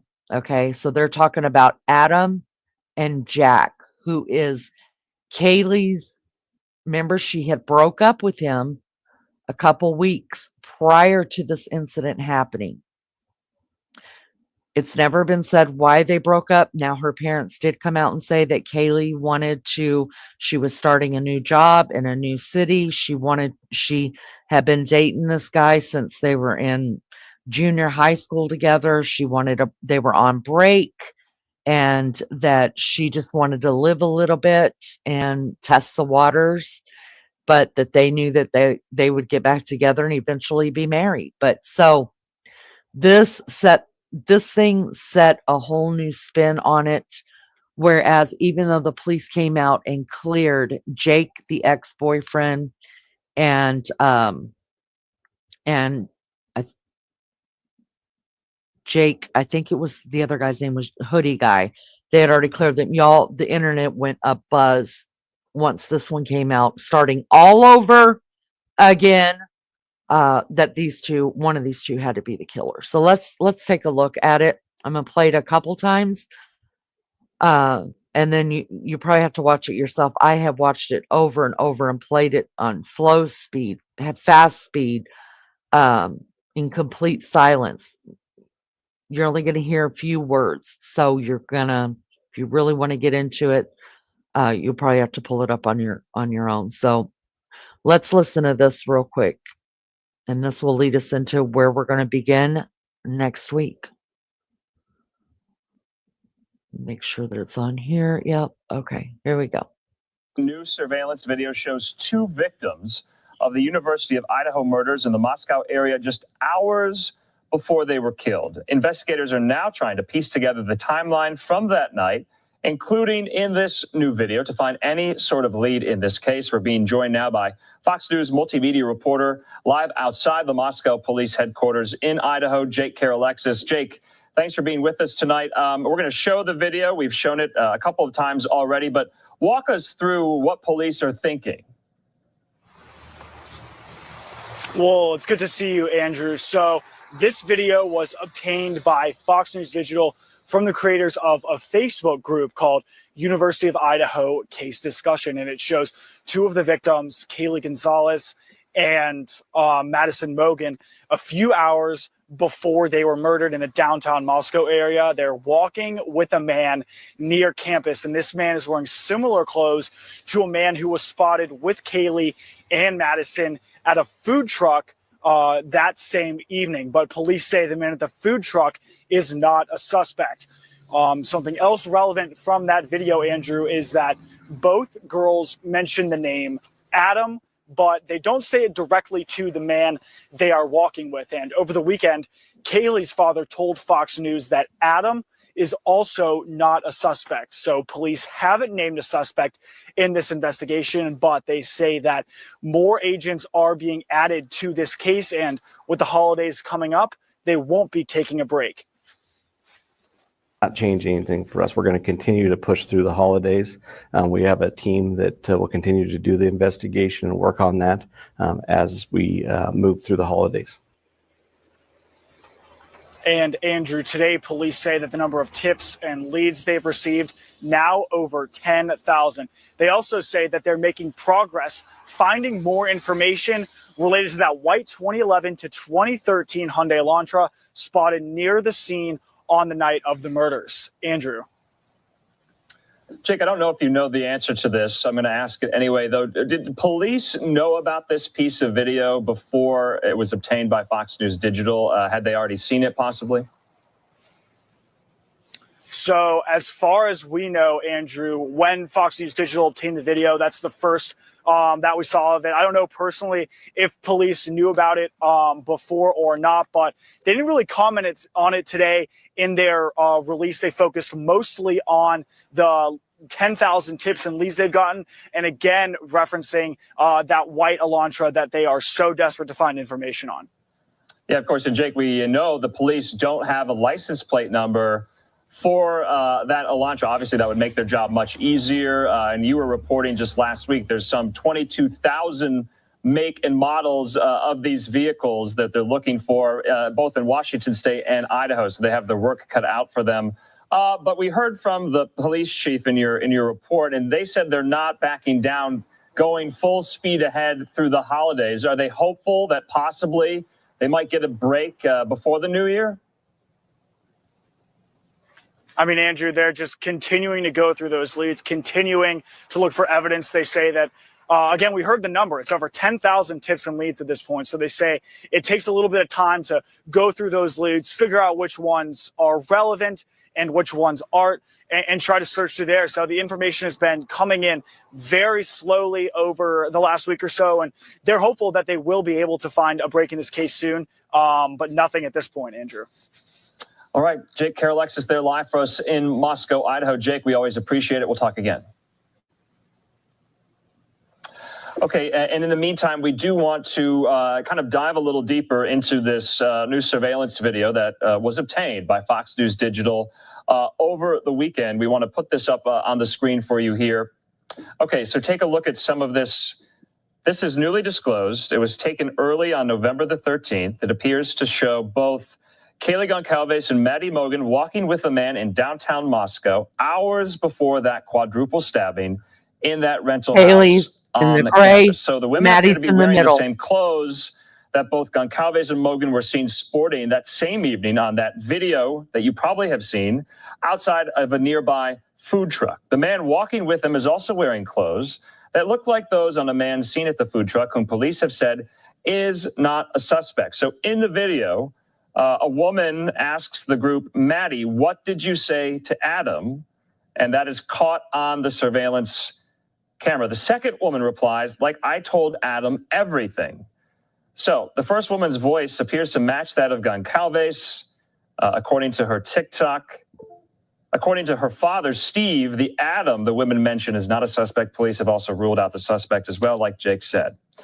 So Steve Goncalves told Lawrence Jones on Fox that, quote, we asked into the obvious due diligence and we looked into that, and it was pretty clear that this individual was not a part of the investigation as far as a suspect. So this video was first provided to Fox News Digital on Saturday by Christine Cameron and Alina Smith. They're the creators and administrators of the University of Idaho Murders Case Discussion Facebook group, under the condition only a still frame and the audio be used. And they told Fox Digital it was provided to them by a Moscow resident who previously submitted it to police and believes making it public can provide greater context about the incident. And then Fox then obtained permission to show the entire full video clip there, which is what we are doing right now. So it's something, it's not much. It shows kind of what some of these victims were doing in the hours before their violent stabbing, at least two of them. And so no doubt investigators have a long road ahead of them as they work through so many of these tips. Remember, just last week, we know that they expanded their search to about a 30-mile radius around Moscow to some other neighboring towns. And also remember, they're still kind of honing in, focusing in on what could be a 2011 to 2013 white Hyundai Elantra that they're still looking for information. They want the driver of that to come forward to provide any more details. Okay, and like Jake said, we did hear from James Fry, the Moscow police chief, in a video today posted on both their Facebook and YouTube accounts, updating us on the investigation going into the Christmas holidays. Let's listen. Where are we at with the number of tips that have come in and leads? We've had right around 10,000 tips come in. We're reviewing all those tips. We're checking to ensure that we have individuals who look at those tips and any piece of evidence that they can link to this case, they're doing so. What about the video evidence? How is that reviewed? What do you do with it? So we have a special team of individuals who are skilled at watching videos, collecting evidence and information out of those videos and linking them together so that we can tie every piece together for this investigation. What do you have for an update about the white Hyundai Elantra? We have many tips that have come in on the 2011 to the 2013 Hyundai Elantra. But what we're asking is anybody else who still hasn't sent in a tip, if you own one or if you know somebody who was driving one the day before or the day after, to please send that tip in. What about the holidays? What does that mean for the investigation and all the people working on it? That does not change anything for us. We're going to continue to push through the holidays. We have a team that will continue to do the investigation and work on that as we move through the holidays. And finally, why is it important to keep video digital submissions part of the investigation as it's sorted through? Well, as our individuals are sorting through that, all that information could be one key piece for this investigation. So they're reviewing all that, they're looking at that, and they're looking for any keys that tie together any specific investigative pieces that we need to solve this case. Okay, so we're going to stay on top of this story. We know there's so much interest generated from it, and you can't even imagine what these parents are going through as we approach the Christmas holiday, and the first time they're not going to have their son and daughters with them, and still, no doubt, they are hoping for any type of break in this case. All right, there you go. There you go. I don't know if you guys have seen that that clip already. You probably have. I wish they would have played the audio of it, even though he read the audio, and that's exactly what was said. it still is a little bit more chilling if you can hear the audio. I can look up and try to find, I'm sure I can find it, where it does show the audio or play the audio with that video. But they're walking to the grub truck right there, you guys. They had just left the corner club. They're now walking to the grub truck. From the grub truck, the girls go home. They catch a Uber and they go home. That is where we're going to begin next week, right there. And I hope you guys come along. I appreciate you guys being here with Maggie and I.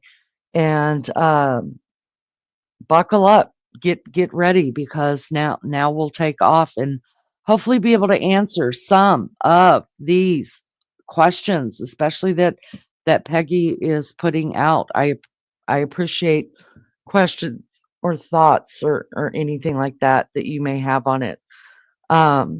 Write it down. We're going to get into it. I promise we're going to get into it. But next week we deep dive. We're going to go into what we know from the PCA and from friends who actually received text messages about the murders. We're going to go into those next week, starting next week, and we'll find out what Brian Koberger's doing over there in Pennsylvania, because sometime this week he'll park over in Pennsylvania, and we'll start over there and then bring him back to Idaho eventually.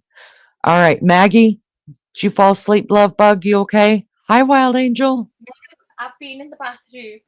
I'm now in bed. Okay, girl. So I'm all sorted. All right. Well, I think that ends it for this one. We have a cliffhanger. Ooh. Cliffhanger. It's good that you've done it like this, because you do get parts like when you start going now into the trial and thinking about, you're like, oh my God, you forgot little is like crazy, and as horrible as it is, you do forget, bits and pieces, and you think, oh my God, yeah, if I forgot about that. So I think it's good to have a recap. All right. Well, I'm glad, because I needed a recap, because when I'm watching that trial and be like, wait, what? I don't remember that. Wait, what? And then I have to pull out my phone, right? And I'm researching it. So I've already missed like 15 minutes of what they're talking about, because it's a total mess that I put myself in. So You've done here good, we Gail. You've done good to the stuff that you've got. I couldn't even begin to do it. I haven't got that brain. Well, nobody said I had that brain, Maggie, and nobody said I You love can research, can't you? Yeah, I can so can research you. bargain on Temu. So can do you. that. You could I can- research. I can have a go, I suppose, but I'd rather go and look for a bargain. All right, Maggie. Well, you have a good night's sleep, and I will see you. I'll talk to you sometime tomorrow. You know that. Okay. Well, I'll say good night to everyone now. Good night and God bless to everyone, or have a good day, whatever time you're in. I hope it's a good one.